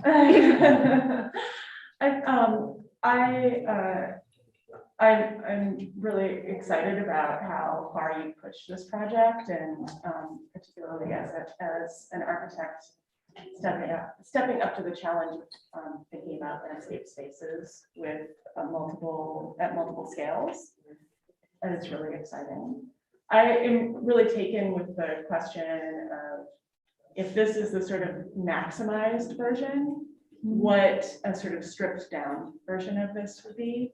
What are the pieces that are absolutely essential to creating the relationships between inside and outside, the sort of landscape transitions that you're interested in, which is to say, how could you do this version with less?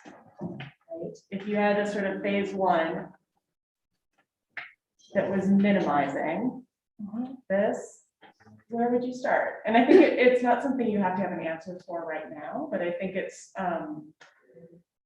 a question that might cause you to diagram this in a slightly different way of prioritizing a set of experiences or thresholds as being absolutely essential to your project and this idea of connection versus others that are maybe secondary that would be nice to have, but are perhaps something that you would fundraise for in a second phase, right? Because you've, as has been said, you've taken over every piece of the parcel, right? Everything is thought through and is really at a sort of full planted and built condition. And thinking through a sort of edited down or stripped down version might shift some of the hierarchy of the panel a bit. Yeah, I think that sort of answer part of your question. I think because, like I said, for when I introduced my design principle, but in my mind, the building is sort of like something that is kind of nailed down this program, and then the landscape is kind of like helping the building to shape itself. So I think the hierarchy for my project is the build, like the main road the road that in brown, that kind of the main road that kind of like meandering between those program. I think maybe go back to this.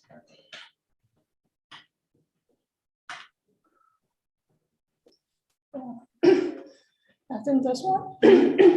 So it kind of sort of like the main path kind of meandering between those like the program clusters. So for me right now, if I have to like set up the phase one for this project, I think there will be like the stadium and the mixed use building on the east side with the 2 sky bridges, because I think that's what I want to achieve, like sort of like provide a connection between the two neighborhoods that is separated by the railroad. And then those like a facility that is like the museum gallery, the water garden, or something like that. That would be something that I want to like enrich this program within the frame of the site. Yeah, I think that's as a part of your question. I cannot answer more all of them. Any final remarks? I have one. And I do too. Yeah, okay, Reed, it's your show. Okay. I love the graphics, the sketches of people, you know, and the ones that we looked at in detail with the little people and the trees, obviously hand done. And I thought those were really wonderful. It's kind of a wonderful difference from a lot of what we see done, you know, with the computer and so on. And so I like that a lot. And I like the general expression that you have used in the plan, a lot of interesting forms and shapes and so on. And I think that's very nice. I like it. But there is one comment that I want to make, and I'm not quite sure how to put this. I guess when we go to a park, or particularly an urban park, we want to have something that is natural, trees, some green, and we do enjoy seeing people. And that mix of people and nature is something that I think we all enjoy. The question is, how do we get people to the park? And what kind of density of people can we anticipate? In the US, when you get outside major cities, it is often difficult to get a density of people into natural areas. Obviously, there are many natural areas where we don't want that. We want to see nature. We want to see, trees, topography, water, etc. But in an urban situation like this one, I think we expect to see people, and we like that idea of sort of rubbing shoulders with other people. However, to support that, we have to find ways to get people to the site, and we have to, and that means both transit, bicycles, pedestrians, and cars, and all of those are important. What I'm seeing here is a set of facilities that are designed for a lot of people, but I don't see the mechanism to actually get them there for the most part. You do have a garage for the stadium, which is true, but the other parking is relatively light. So this brings me to a question that is perhaps personal, but I don't mean to pick on you in a personal way, but can I ask where you grew up? China. In China? Yeah, okay, so there's a very large difference in terms of the amount of density that you would see in China around a park like this and what we would see here. For me, this development would work very well in China because you would have the density of people around that would actually use and support these facilities. The number of people that we see, for example, in the sketches that you did is a lot. And my guess is that it looks like China, at least in terms of the density. Here, the density of people would be a lot less. And what does that mean? I think it means if you want to have social spaces, you have to find ways to get people to them. Jane Jacobs, in her book from long ago about the death and life of great American cities, talks about parks and the importance of getting people to the parks. You can think about parks as a positive element in the city, but you can also think about them as an area that needs to be populated, that needs to have people brought to them. And I think there's a disconnect here, and it's probably more a cultural disconnect than anything else. So I'm not trying to criticize you personally, but I think that's a very important aspect that needs to be thought about. The level of people that are going to be there and the expression that you have given don't connect. The buildings that are there will not be nearly as heavily used. It's a great project, but maybe not for Albuquerque.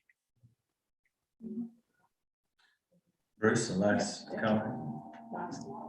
Well, I'm just going to say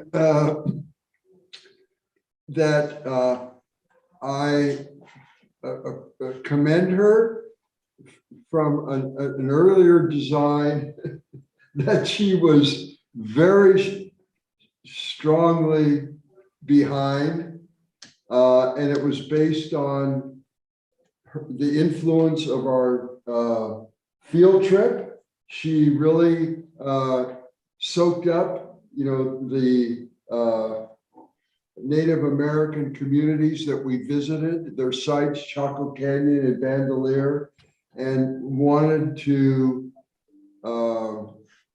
somehow incorporate some of those ideas of how they've developed their sites and architecture in this. And I think after the mid-year review, we had a review, Rob was in on it. she was willing to make some changes, which I think ended up in a better project.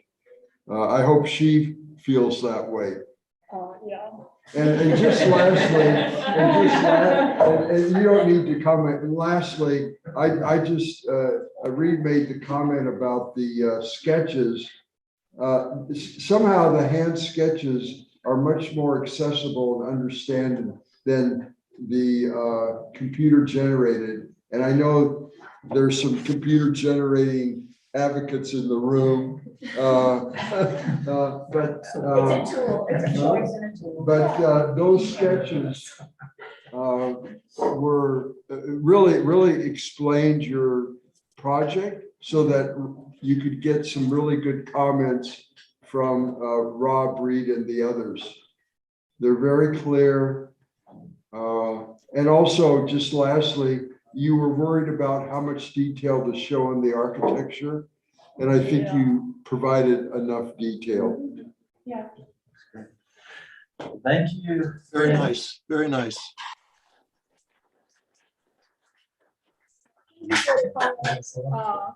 Everybody on Zoom and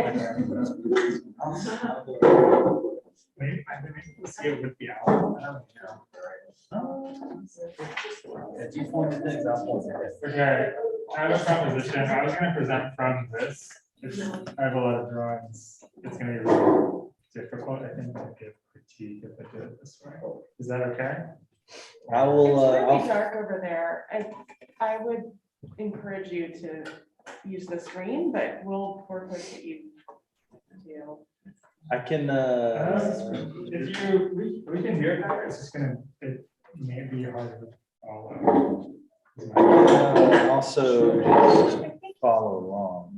Do you have them on the? Oh, yeah, we have them up here. It's just. I think you want us to see your drawings better than we Yeah, are if you able. want, you're prepared to do it this way. Would Rob and Reed be able to see this? I would be pointing to whatever he's pointing at. Is that a yes? Our faculty is strongly suggesting that you use the We screen. can do it. We can do it that way.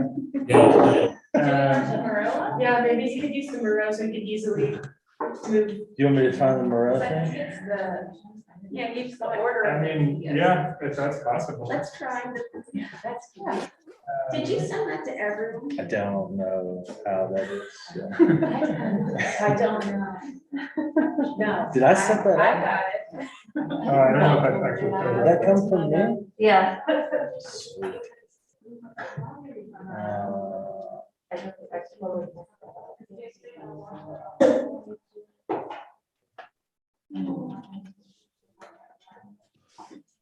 Let the log in and see if anything exists. I don't even know if we can just do it this way. I just want to see this way. Joe? The TBG. Hello, Joe. Nice to see you. Yeah. How do we just log in? I'm sorry, I was later. I was later. It might be easier for us. Adrian. Yeah, I was looking at that. Travis is there. Yeah, it's so dark. Yes, that's true. Glad you can make it. Yeah. Look, and you should speak out when you want. Is this it? We'll be quiet. Is this it? That gets the right spot. No, I'm learning. So you don't have your thing on? Mostly. It's not, it hasn't been clear, but. Yeah. Yeah, it's funny. I think so. You just like literally drag wherever my presentation is to this. Maybe. I just got You just drag Sorry, this file is too big. I'll just present. No. In this? Yeah, I'm just gonna be kind of. True. So it's okay to navigate this thing, right? So if you do the I'm really. control, scroll, talk about things, and then control No, zero, I'm glad. it's back out, and then you're just like left, right. Cool. Just go back. And I'm just gonna be like all over. Thanks for having us. You get to start last night. Bruce. How was it all the way out? Was that fun? Okay, I'm glad. I need to get back to that. All right, so. How do I scroll?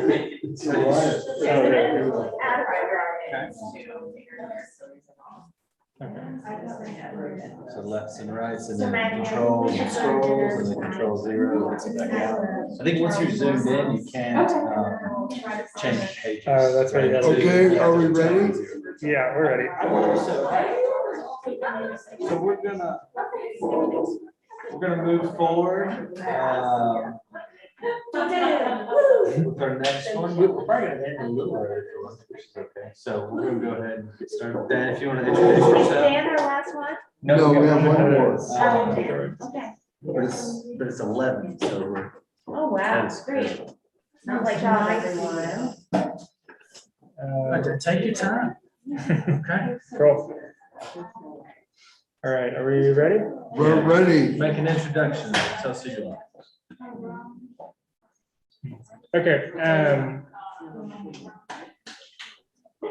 Everyone. Dan, we're here. All right. Attention. Hello. Thank you. Okay, so my name's Dan. Most of y'all know me. Rob, you met me. Reed, it's nice to meet you officially. So I'm going to kind of generally talk about what I've been most passionate about and interested in with this project.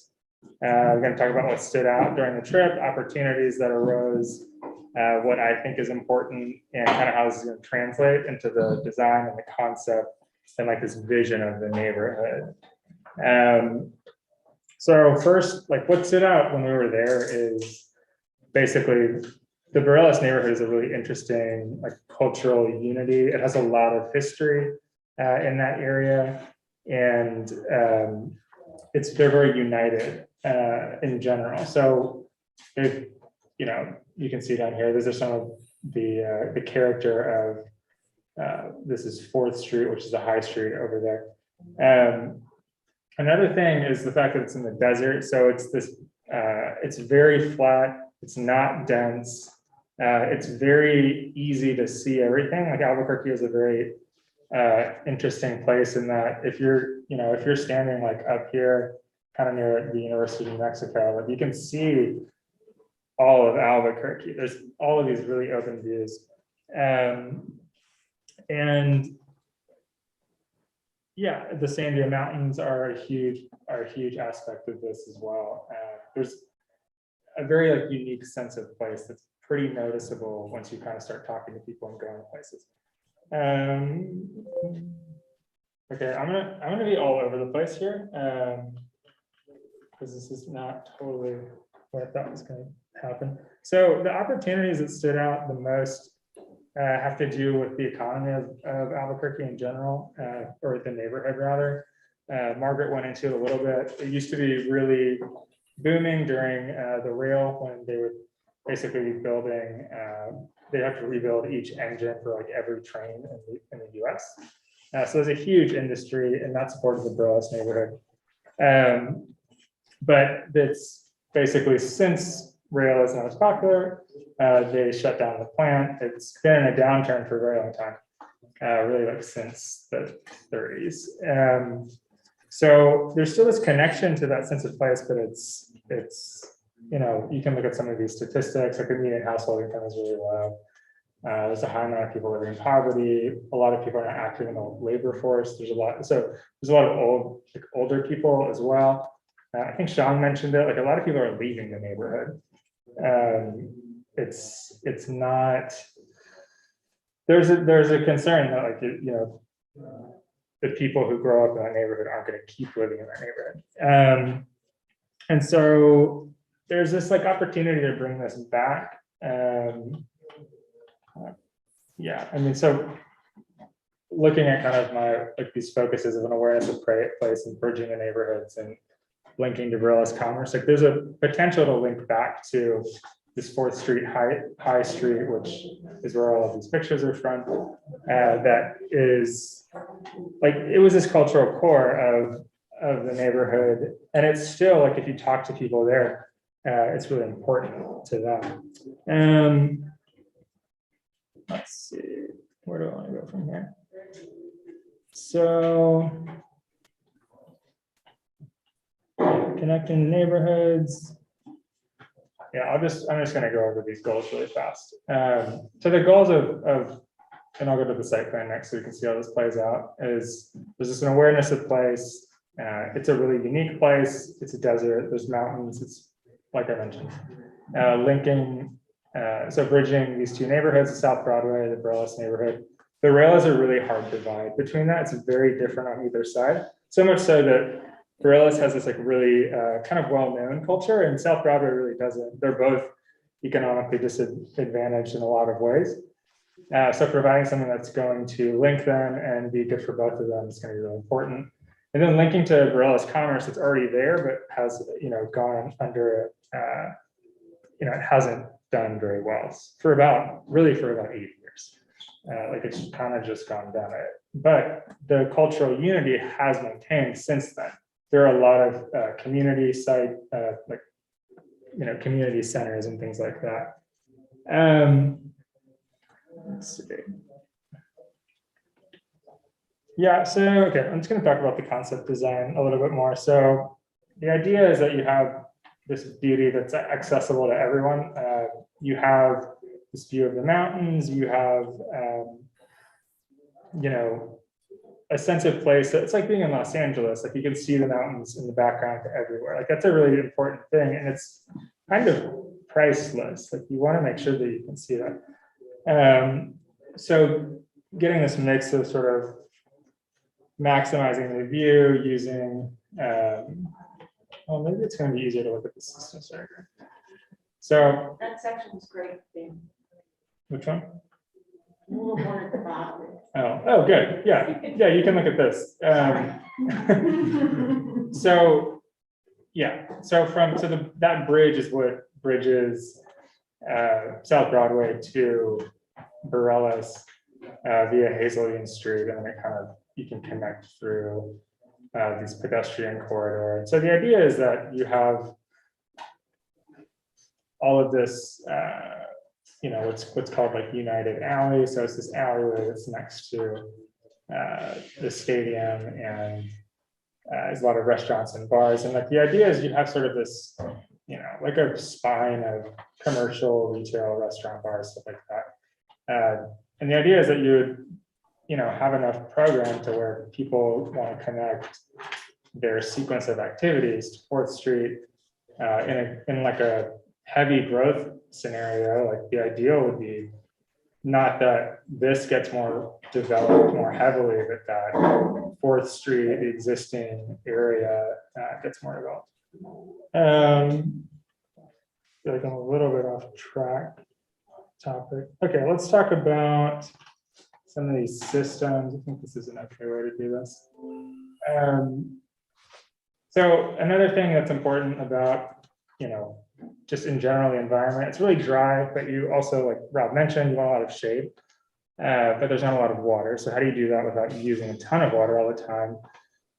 My thought is to create an arroyo that kind of structures where these large plantings are going to be, kind of turns into this, like natural space that, is able to support like larger trees for folks like kind of going down the middle here or whatever.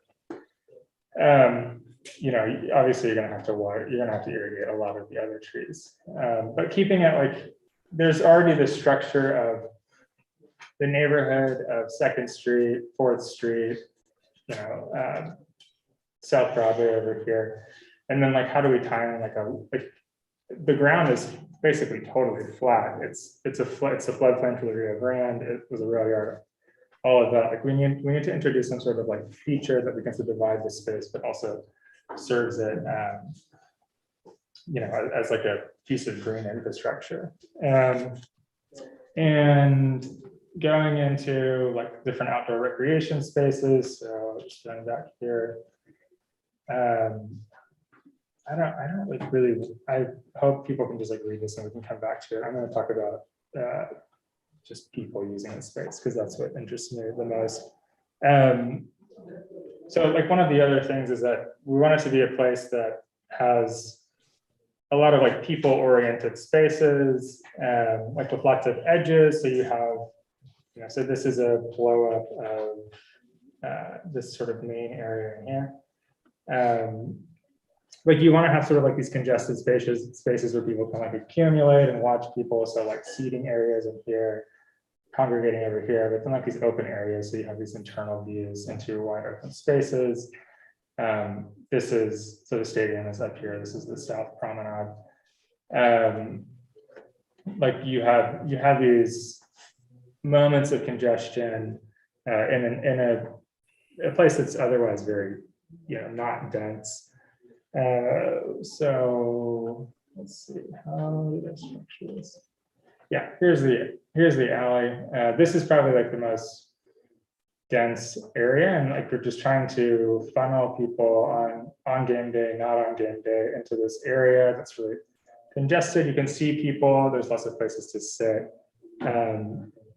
It's sort of like these places for spectacle, like you have the bridge, you have this, you have like the rail yards market to the south of the site.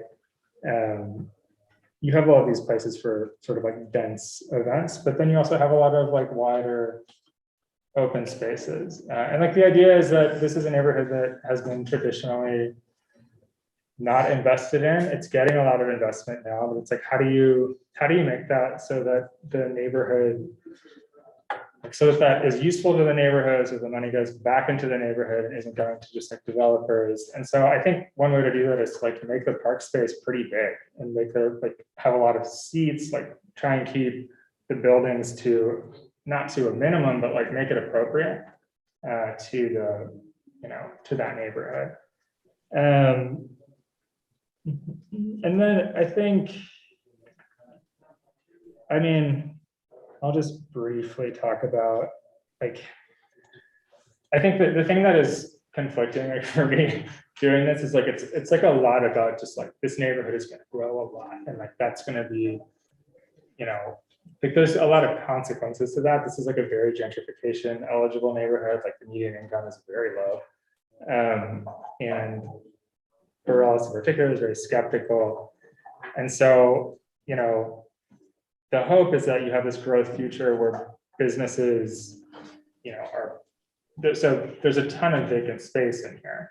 And so there's a lot of places where it's like, okay, well, could new businesses originate in these areas in the future? Like we've talked about parking a lot. There's a lot of parking on site, but does this parking garage, okay, cool, that's fine.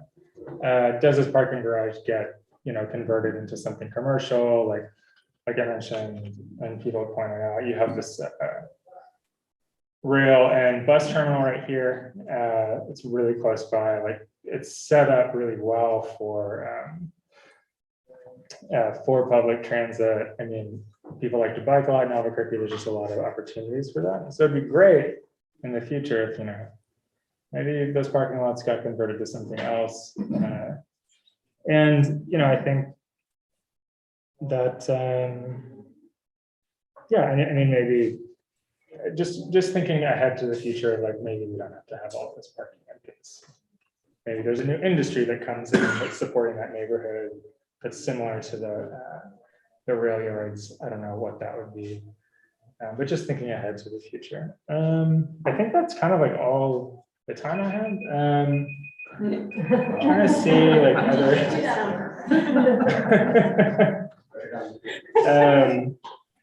Yeah, I'll just open it up for questions and we can go to slides to talk about them or things that maybe I didn't get to touch on. There's a lot of things I didn't touch on. Dan, is Albuquerque growing, or is it a growing city where population is being added, or what is, do you know? It is growing, but it's not growing it's not like Austin. It's just sort of steadily growing. The interesting thing about the stadium, so the stadium attendance and the popularity is so much higher for what it is. Like we haven't really talked about this, but this is like a ULS team, which is it's not the MLS. So like at Q2 stadium, it's basically a minor league team. Sure. And it has the popularity of a major league team. So while there's not growth, like a ton of growth, there is a ton of growth in this like sector. Okay. Yeah. Currently, the club plays in a modified baseball stadium. And it's really not set up for soccer, but they make do. And we went there one of the nights to see a game and see what, see the enthusiasm and number of people that would show up. I have a, So this, just now. Never mind. Go ahead.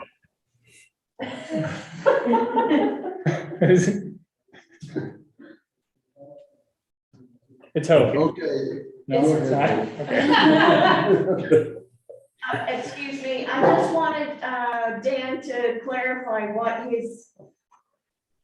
how his strategy or concept for meeting the neighborhood on every edge.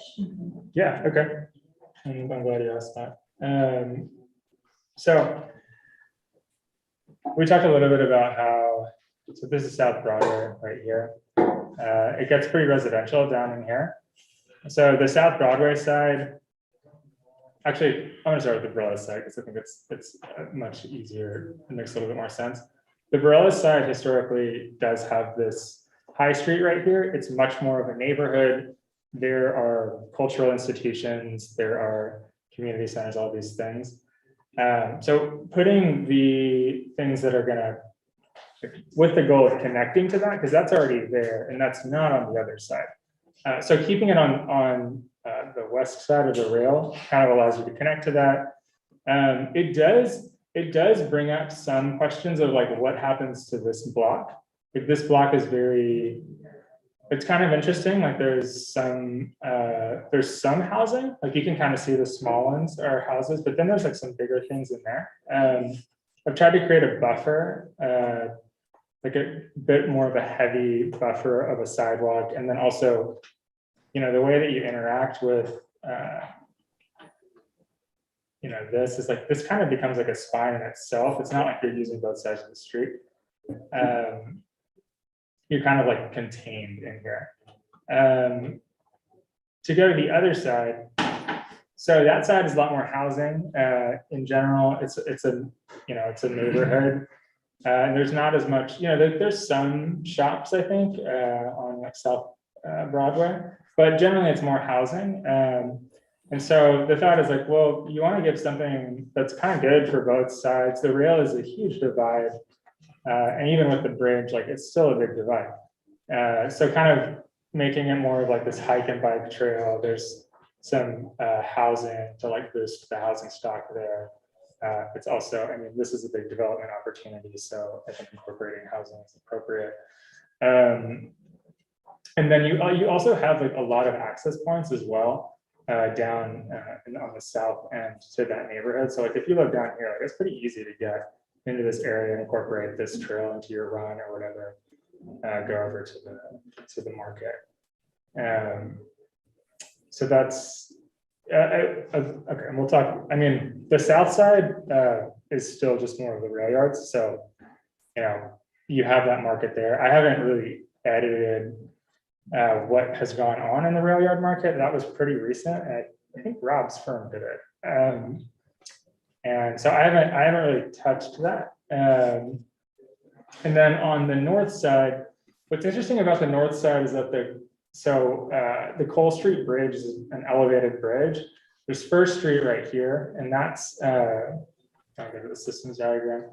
So there's First Street right here, and there's the rail and bus terminal, and that goes under it. So it's like the idea is like, at one iteration, I just put a new terminal like in the center of the park, but it's actually so close, and they're doing a lot of work along that, like enhancing the bike path. So the idea is like you could travel from First down to Second, and you could go over to Hazelden, you could via the bridge.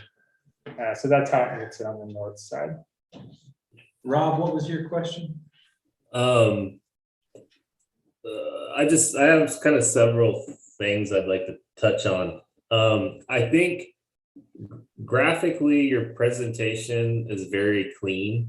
There's a nice balance of white space. There's a digestible amount of information on each page, and there's a narrative to it. If you flip back a couple, like, it just lays it out very clean. There's a sheet I really like. I think it's the next one. It was the one that had like the demographics on it. Oh, this one. Yeah, that's a really nicely laid out. The color palette's cool. The information's digestible. It's just, the whole thing is really nice graphically. Verbally, it needed a lot of work. That was a long 10 minutes, dude. And I think the part of it is the opposite of how you graphically laid things out, is that when you present something verbally, you're telling a story. There's a narrative to it, and you've got to think about, like, what's the intro, what are the main themes, then you're kind of sinking into the details, and then kind of recapping what your like major goals were. So I encourage you to like sit down and like write things out, so that your verbal presentation is as clean and as effective as your graphic presentation is. I had a hard time kind of following where we were and jumping around. So I think in terms of the plan, I really like the renderings and the graphic quality, the warm tones you used. If you could flip to the plan sheet. The sections are very effective. The little sketches, I think, that are on the next sheet, the little vignette sketches. I like the hand graphics. I like the color palette. It just all seems very personable and like somewhere that you would want to be. I think in terms of the master plan, there's this is a very common struggle, is what to do with all this space. If you could flip back one, I'm sorry. So on the east side of the tracks, we've dedicated a whole lot of area to this sort of arroyo, the kind of yellow-green color on the east side of the tracks. And in an urban environment, you got to think about the value of each square foot. And I don't just mean from like a real estate type of dollar amount, but the value for programming and the value for the amount of activities that you can fit in. It's just urban environments, are always this trade-off of trying to balance all these priorities and access and vehicular and pedestrian. And there's no leftover space. When you're really getting into urban design, you're constantly making choices, trying to find that balance. And it's very uncommon in my experience that you just have leftover space to deal with. So I think that if we could just keep on designing forever on this project, really thinking about that east half of the site, what's going on there, what's happening in those spaces beyond just, this sort of naturalistic arroyo, would be where I would take this thing. But overall, I love the presentation, the thoughts, the ideas, the energy you put into this. I think you did a nice job. Thanks. Yeah, I think that side does. I mean, I could go into it maybe more, but I do think it needs more development in general. I do think that, my thought was to kind of try and balance some of the like intense retail and sort of programming with like kind of non-program. But I see what you mean. It does kind of feel that a little bit maybe too leftover, and that's not it. Yeah. Well, and not to take it too much into the real world, because school should be a place where you can explore. But if you're dealing with a developer, let's say, they're thinking about square footage, and the good ones do have an appreciation for the outdoor spaces. But even then, it's still couched in them worrying about selling. And so to take up so much of the site, like we saw with the Fairway concept, it's got to really be strong. And you know, when this that has too many like open spaces that aren't really developed are just going to get gobbled up by retail or something like that. So you've got to be really effective in your argument for preserving as much of the site as possible in an open space scenario. I wonder, Dan, if you picked up sort of where you left the presentation in terms of, you know, asking some questions about what a future might be that doesn't have so much parking, right? That maybe something else could be there. And you said, I don't know what, but maybe it doesn't have to be parking. I think working through this site plan at different and imagining different scenarios of build out of a sort of, you know, increased density where there are structures taking up some of the parking in this incredible future. And then also thinking about the lives of the people who live in the housing on the right-hand side and how they might access your park that's behind there. What that experience is, where does the park start and where does their backyard end? Does it go all the way through? That might help you deal with some of the edges between things where it feels like there's a sort of a polite standoff between some of the different elements that you've developed. And those connections are where incredible landscape moments can happen. And I think it would help you to develop, if you saw this as sort of evolving over time, an attitude towards the public spaces that are really essential to preserve, right? To make an argument for those as being integral to the project because they are the perfect scale and the perfect set of the right set of experiences. And then also really essential to this bigger neighborhood, which is also like where you started your presentation, right? That this has a relationship to the neighborhood. So thinking about how big they need to be and what the sequence of experiences are there will help you grapple with those edges to figure out what's allowed to become building versus what has to be maintained or preserved as landscape space, right? Yeah, that's interesting. I guess my initial thought of that area was you kind of need a buffer between the stadium and whatever else is over there. I think, you know, well, yeah, anyways. Hope's got an idea like that. It's not just a buffer, right? I think. This is why I said I loved this. I really appreciated this section. And that's why I asked you to clarify your strategy. Okay, and I'm gonna argue, Rob, that was totally okay for you to bring in a little bit of real life. Because that's one of the tests or evaluations that every student in this studio is gonna have to make, right? And so I think you undersold their efforts when you were speaking about the section connecting to the neighborhoods. Because if you look at the height of the restaurant bar and the alley development stepping up to the stadium, that's a section you didn't make, but we can imply that by looking at the drawings.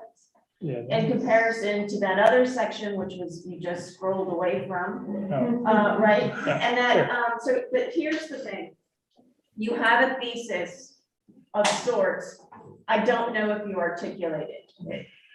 Your site analysis made an effort to quantify a means to get to know the neighborhood and to help set up your objectives for this project. But what it didn't do is it didn't give you a percentage between building development, hardscape surface, and what can be dedicated to the, let's say, the landscape architect. I don't want to separate the disciplines in their roles because I would say that you have as much training to develop an urban and neighborhood response as anybody else, except for those with urban design degrees. But anyway, let's put it that way. So here's the thing, you can set that agenda. So what you really needed to do, in my mind, and I see it in the drawings, I just didn't hear it in your words, is the way in which you met the neighborhood in different manners, not just the connectivity, but actually the volume, space, and edges. Yeah. And I really do think you need to be able to quantify how much development is appropriate within here. In order to, well, one, you can use that to help define those edges with the landscape as the soft, chewy middle. Or, right, as a way in which to, let's say, set parameters or limits so that the neighborhood doesn't feel as if they are being ignored or washed over. And so I think you need to capitalize more on your strengths, which is a very deliberate, straightforward, well-meaning, analytical tool, right? These are your methods, and you're very conscientious and take a look at the context.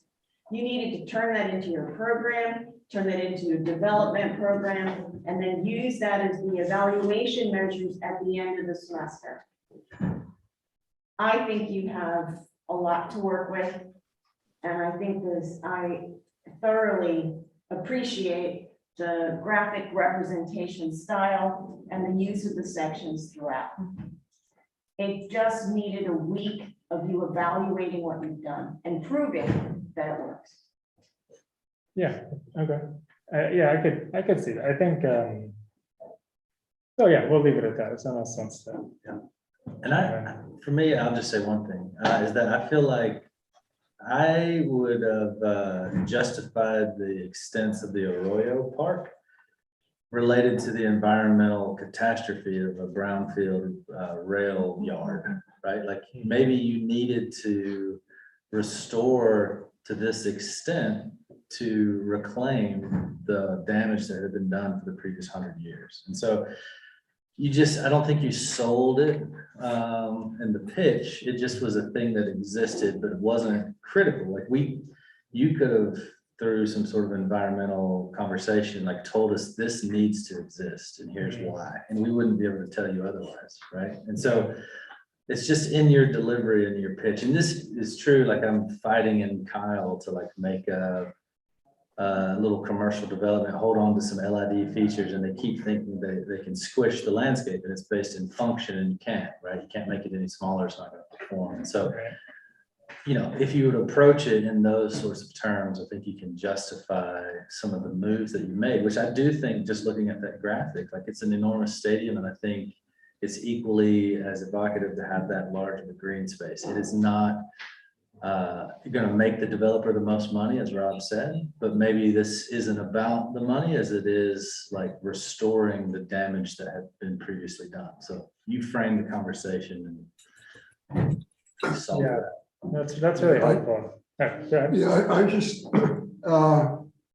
maybe we need to apologize that you wanted. It would be interesting for him now to present the way he wanted to present, but we don't have time. We've got to get through this, but I think Hope's comment about the thinking and the organization, the three boards. Actually, there are four boards. The one on the regional context. I mean, you did all in terms of the design process. This is a really good example of a good design process from start to finish, and you're diagramming the stitching, neighborhoods, the challenges, and the systems really explain what you did very clearly and thoroughly. And maybe you could have used those better in your verbal presentation. And maybe that's because you had planned to do it if you did it that way, but I'm not gonna let you have it out, is that it was very hard to follow you. And, but those three boards in particular really explain what you did, why you did it, and why it was important, what you are proposing to do. This is Reed. Maybe I'll make just a couple of short comments because I agree with a lot of what's been said. Yeah, I really appreciated the plan. It really gave me a sense of what I envision is more of the natural landscape around Albuquerque. So that's very positive. And the amount of analysis was terrific. I really appreciate that as well. I think what happens is that you did a lot of work, but you didn't quite get to the end.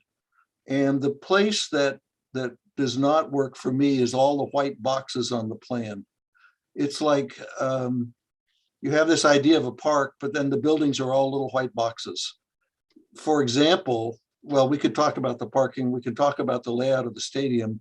I don't understand what a rectangle with a corner cut off has to do with a stadium. There's a lot of missing information there. On the other side, with the housing, again, we have a bunch of little boxes. And I think if you'd spend a little more time studying that and kind of organizing those in a way so that they made sense as a housing element, as a housing development, building complex, that would have been a lot stronger. You might have had, for instance, some complexes and then allowed the natural park to filter out into the surrounding neighborhood would have been a lot stronger. And then we have the surface parking down in the lower right corner, which is an interesting element. I don't quite understand why it is what it is. It looks interesting. I just wish there was more information to back up what you've shown, particularly in terms of the buildings. All right. Okay. I think we're on to the next thing, Stan.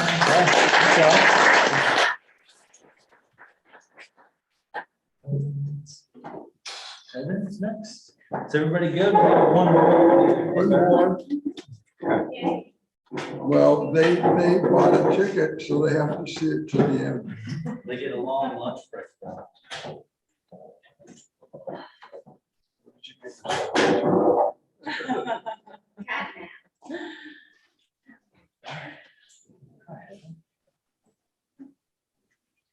Hey, Rob and Reed, are you able to see well enough and hear well enough?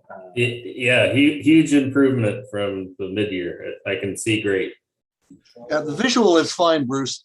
Sometimes the verbal is a little fuzzy at times. Yeah, I think they need to take off their masks. Okay. A little muffled. Okay, and then right. Yeah. Cool. The owl thing is pretty good. It's wild. Apparently it's a learning over the course of the day too, which is creepy, terrifying. All right, well, But that is, the tether is not neither creepy nor terrifying. introduce yourself and we'll get started with our last before lunch. Okay, Rob and Reed, this is the last, and then we're gonna have a lunch break. And then we'll log in using the second meeting invite when we come back from lunch. What? Send that, please. Yeah. Do y'all have that, Rob and Reed? Do you have that? There was a second Zoom invite? I think I do, yes. Yes. Go ahead. Hi, everyone. My name is Heather Corcoran, and I'm a third-year Master of Landscape Architecture student here at UT. And my project today is called The Crossroads. Here, I wanted to start out with a little bit of the kind of large-scale context.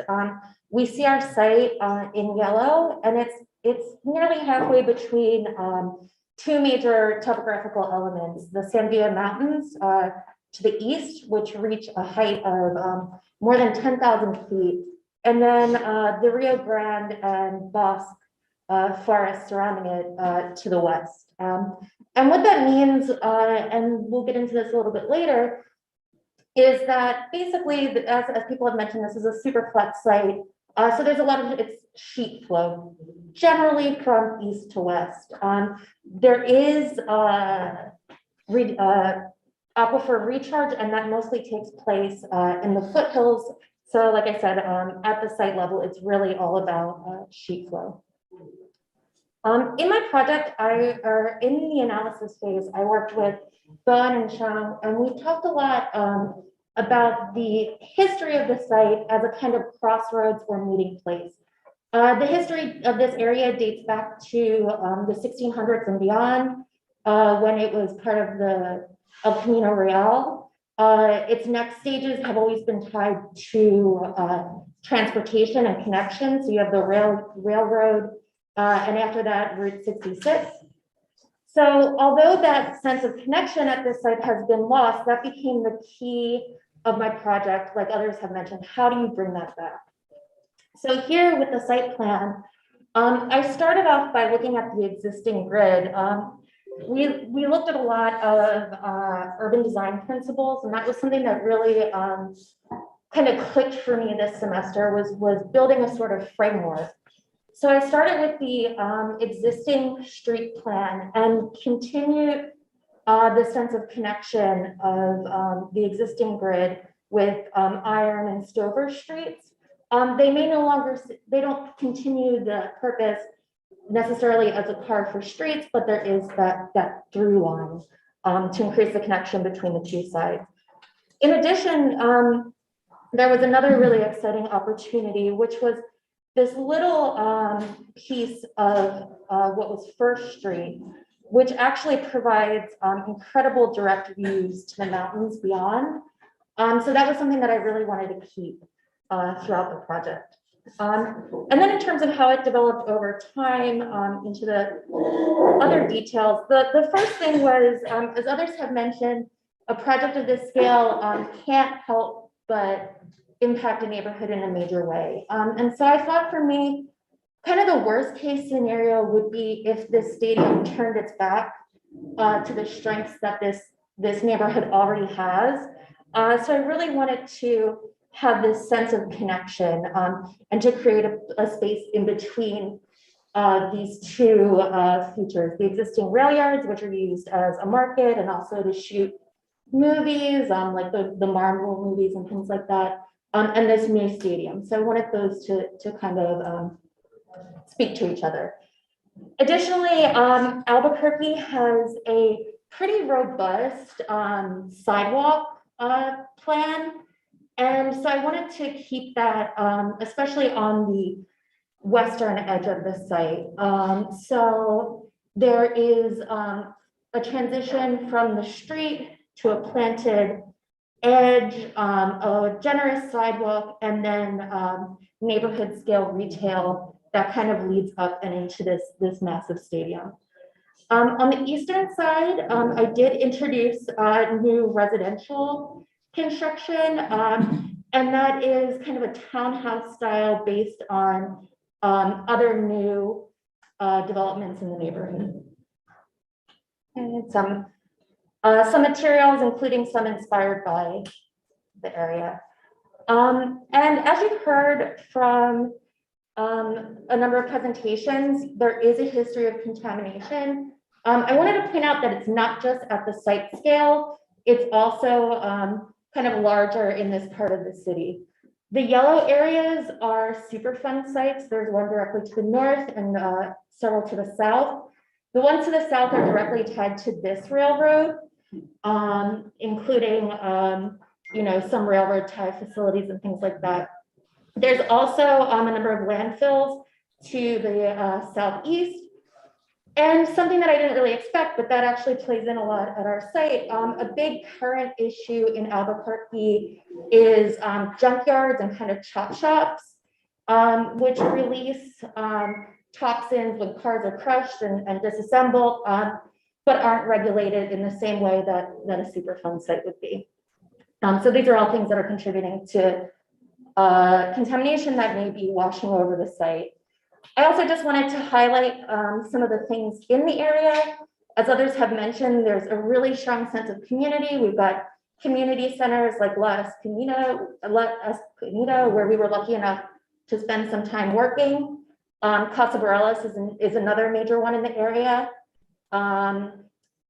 and there's a ton of art and things like that, as well as, you know, these existing rail yard remnants, some which are historic sites like the firehouse that we want to keep and celebrate, and some like these concrete structures that will be demolished, but the thought becomes, how do we kind of use those? So I showed earlier on in the plan, there is a new central meeting area called the hub. This is where the various paths intersect between the two existing, or between the existing buildings and the new stadium. And this is, as the name suggests, really the hub and the meeting point of the site. It's lined with trees, which provide biofiltration. Here, one of the strategies was inspired by the work Rob's firm did at the plaza. They created a buffer kind of rain garden filter, which is a strategy that I've used throughout the site. So here would be some of these filter strips. So as the water moves this way, they're caught in there. So here is another site that I wanted to focus on. This is the neighborhood entrance, I should mention. At the stadium side, there's kind of two main entry points. The first is this, the Borellis or neighborhood entrance, and the other is this, the kind of downtown entrance, named for its proximity to the transportation hub.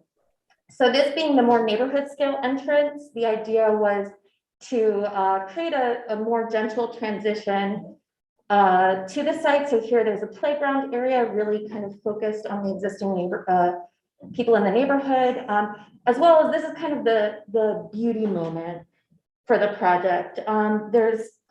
The idea is to kind of celebrate the firehouse with some plantings, and also to create some topography on a very flat site, utilizing some of these construction remnants. So here is a berm and swale that's planted.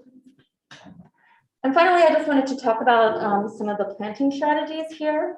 You know, not only is this a site with kind of a toxic history, it's also super compacted because of the various uses over time. So the plants were chosen to really break up that urban soil. So things like sunflowers and little blue stem that are really going to go in and break that up, as well as some things that are kind of super accumulators. So we've got this hybrid poplar, which is known not only just for being fast growing, but also for really absorbing various toxins. I've also included some kind of key native species. We've got chamisa, which you can see all over the place in New Mexico, and it's also really appropriate for this site because it thrives in disturbed sites. And we also have hollyhocks, which are just a gorgeous thing that to me just says New Mexico. So I really wanted to celebrate that. So kind of briefly, that's the overview of what I've brought today, and I look forward to your questions. Okay, thank you. Go back to your master plan.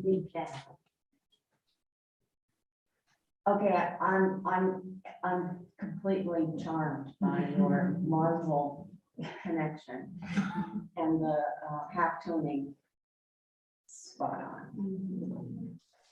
Yeah, it's interesting. I knew that I wanted to explore that kind of visual early on, and I had different reasonings for doing it, but I didn't actually realize until I made this plan why I was drawn to it. And the reason is that I realized when making this, it's the strong shadows. New Mexico, as Rob mentioned, is a mile high, and it has remarkable light and these really crisp, dark shadows. And so that's something that really impacted me. So I was going to say that I would actually dial the length of the shadows back a little bit. I think that you swung for a very bold graphic style and you almost nailed it. And I think, and I bet everyone in the room has a different opinion, so take that, my opinion, with a grain of salt. But I think the length of the shadows obscures your design a little bit, especially like the ground plane. And so dialing those back a little bit would help. And then I also think that the bold colors of the buildings compete with the outdoor space, which is a landscape architect I'm most excited about. So if you're gonna like use this in the portfolio, you might consider those two things, playing with the shadows a little bit and looking at maybe a different strategy for the roof colors. But with any of these comments you hear today, I'd ask 2 or 3 people, and if everyone disagrees with me, then leave it alone. Well, yeah, it's 4 PM, right? So what, 2 PM might give you a different shadow? Yeah, this is basically the maximum shadow that you would see. This is on the winter solstice, just before sunset.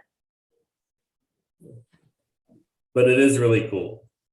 I like the different creative comic book style. Thank you. Okay, so next month.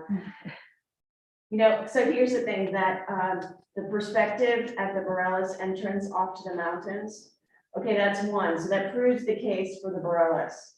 I'm interested now in looking from downtown to here. Mm. All right, and so, right, we've heard a couple of comments now about that corner and how you enter into the site from that direction, right? And so I think that the studio is focused very clearly on the eastern-western connection, but now the role that this plays, let's say visually, as new development outside of downtown, I think it could potentially be the view from downtown to here.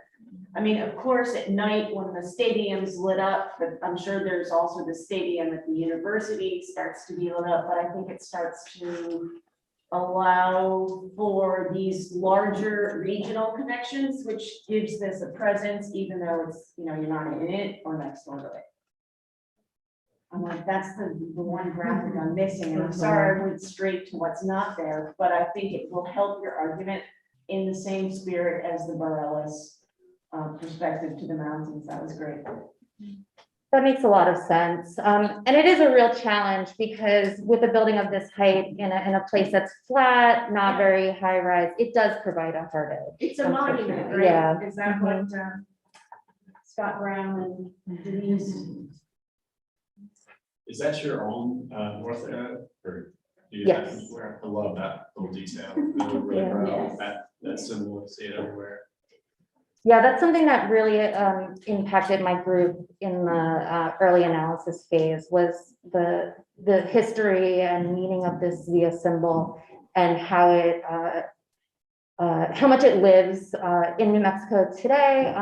And it's something that I tried to reference within the site plan in some small and large ways.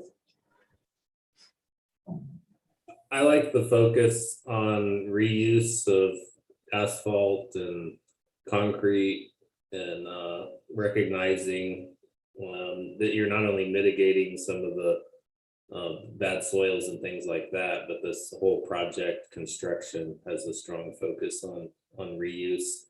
I also like your plant palette a lot, and I appreciate you taking that step to really get into some of the native plants and adapted plants and their strengths. So that was really cool. Thank you. Can we go back to the plan? Yeah. Well, just a note on the comic book style. I commend you for the experiment. I think it doesn't really allow for a lot of nuance. And maybe, at this stage of the project development, nuance is not that critical. But it does take a little bit of concentration to kind of get in and, absorb it. So what I like about the plan, well, first of all, is that you have shown the stadium as something more than just a white box. I like the idea that you've developed the idea or started the idea of the downtown entrance at the corner and integrating the retail with the stadium. And I think that's all positive. And the retail along the edge, the left edge. And I think, when you get past the graphics, as I look at it, I think it's a fairly realistic approach to the site that the general scale and so on would fit and would work. The parking garage, I hate to keep coming back to the parking, looks really small compared to the stadium. But that aside, we'll leave that. What is the area on the ground where it says rain gardens and weirs? Yeah, so this is something that was definitely a challenge to think about. Something that what I decided to do is kind of that idea of intersecting and working with the east-west flow, is that it would be a series of weirs, either kind of gabions or concrete blocks that divert that flow. And so I've been thinking of it almost like a plinko board that kind of intersects the water and then creates these opportunities for rain gardens. So that's something that I would definitely like to develop further. And I think that, sections and things like that would be key to sharing that story. Okay. So what's the situation with the railroad tracks? Can pedestrians cross those? Yeah, or so they have to use Skybridge. So there is a bridge between the stadium and the parking garage. Both of those are around 6 stories high. But at the market edge, there is a ground level pedestrian crossing. And I kind of went back and forth on if that was appropriate or not. But ultimately, I looked at a similar transformation at the Santa Fe rail yards, which does use street level crossings. There's also here in Austin, people may be familiar with Plaza Saltillo. So it seemed like a kind of, as someone mentioned, realistic approach to the issue. So you have a big diagonal on both sides of the tracks. Do those two connect or not? They do not connect directly. That connection is really about the view. And About the view. Yeah, keeping it uninterrupted. To the mountains. Yeah, no, I get that. Okay. You might think about framing that view more than you have. Of course, when you frame it, you block part of it, but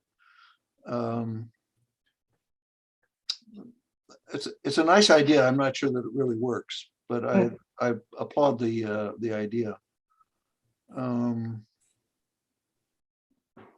Yeah, I mean, I think it's essentially a site diagram with a little bit of rendering thrown in. And I think the diagram in general works well compared to some of the others. It's very believable.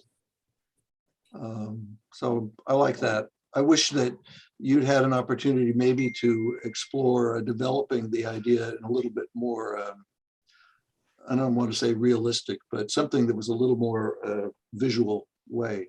Mm-hmm. Maybe your sections slightly depart. What happens to the rain garden weirs? Is it a public landscape? Is it, all right, and can that strategy apply to the detention pond, or do we have to keep the detention pond? So I ultimately chose to keep the detention pond. It is not primarily accepting flow from the site. It's pumped in from surrounding areas. So my strategy was to keep it, and conceptually, though it's something I would need to develop through drawing, would be to kind of naturalize it. Oh, she's on delay.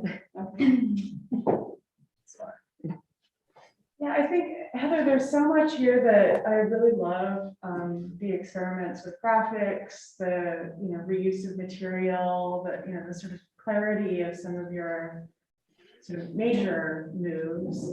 But I'm so craving the next pass of refinement here. And particularly with the 2 detention ponds, and then I keep coming back to this question, and I think it's partially the graphic here is obscuring the fact that there's this expanse of a white condition that I keep wondering, is that all paved? Is that all open? I don't think so. But then what is the landscape that is giving both the detention areas form and each of those plaza spaces a sense of form and edge and sequence of experiences? And I think in part it's adjusting the graphic to maybe have this as the way that we understand the building program. And then there's another version of this that allows us and you to get deeper into the landscape design. As you said that, my heart sank because I realized that this is completely missing the tree layer. So you're completely missing. There's a pretty robust planting plan that's unfortunately I did not include in this. So that's a huge mistake on my part. Some of those shadows. Yeah, there's quite a bit. Does your CAD planting plan probably shows? Yeah, your planning plan to this there. Yeah, but it's unfortunately there's a bunch around here. Man, yeah, Heather, I know. I'm sold. Yeah. You have really come a long way since the beginning of this project. And a lot of the things that you struggled with and you and I talked about, you slowly,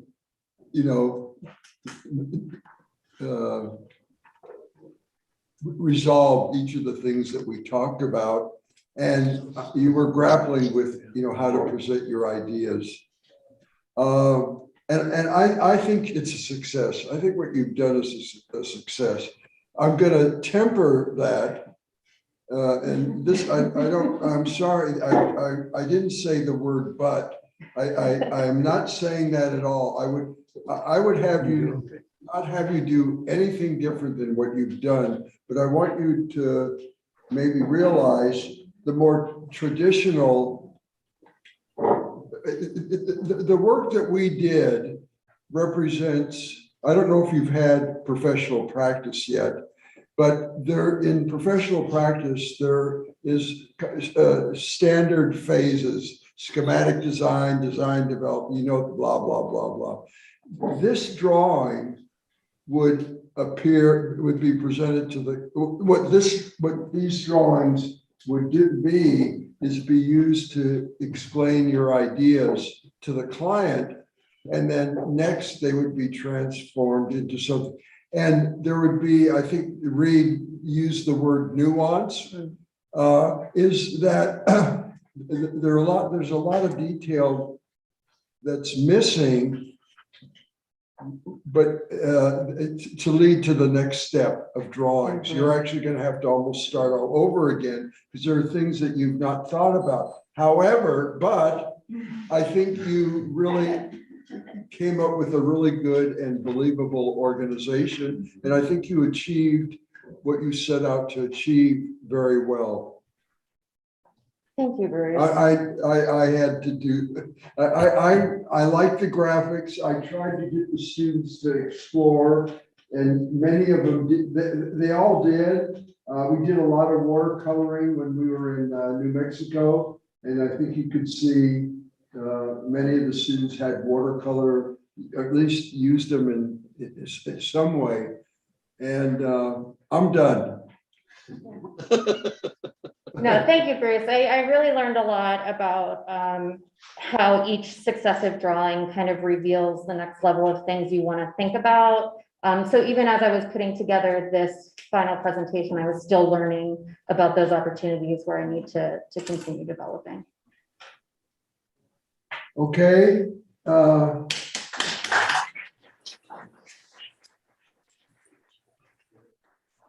Good, Heather. Yeah, I just, Well, what a way, wow. Yeah, Andy Warhol would be.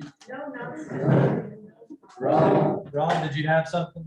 oh, I just wanted to compliment everyone, in case you're not back this afternoon, on what a great job everyone did. I'm really impressed with the amount of thought and care and interest that all these designs show. And so I'm glad you were inspired by your trip to New Mexico.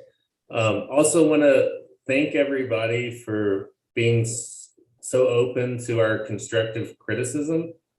Sometimes people get defensive or, try to make excuses or anything like that. And this felt like a very open and friendly environment to be able to point out places where you can improve. So I just really thank everyone for their attitude and the opportunity to comment. Yeah, agreed. Yes, Reed. America. Hello. Oh, so we're gonna get back at 1:30. 1:30 was the start. Oh, we're early. Yeah. Look. Get a long Okay, lunch break. Early. Yes, sir. So we'll be back at 1:30. Rob and Reed, if you can, I guess, Reed at 11:30. You can go out and get your latte now. Oh, thank you, Bruce. And which lattes are better, the ones in Spain or the ones in Portugal? I forgot what we decided. Which classes are available? Oh, no comment, never No mind. comment. Okay. Reed and I, along with my wife, have hiked 2 stretches of the Camino Santiago, and we have this back and forth, who has the best lattes, and I have my favorite. Well, tell us. Portuguese. Portuguese. I don't know. The Portuguese lattes are killers. Oh, they're so good. All right. But anyhow, and just a comment, maybe for our guests and students. Reed and I were undergraduate students together, and we've had a long time friendship and have done a lot of really neat things together. Rob was a student of mine. I think the students know that. And it was because of Rob that we have this wonderful project. He found it and we discussed it and decided, yes, it meets the criteria for this studio of being challenging and advanced topic studio. So I thank Rob for helping us make this all possible. Thank you, Rob. So we'll see you at 1:30, 11:30 for Reed, and 12:30 for Rob. We're on it. All right. Okay. Thank you, Bruce. And let's get ready to start. And because as a class, we need to decide where we're going to dinner tonight. That'll probably take an hour.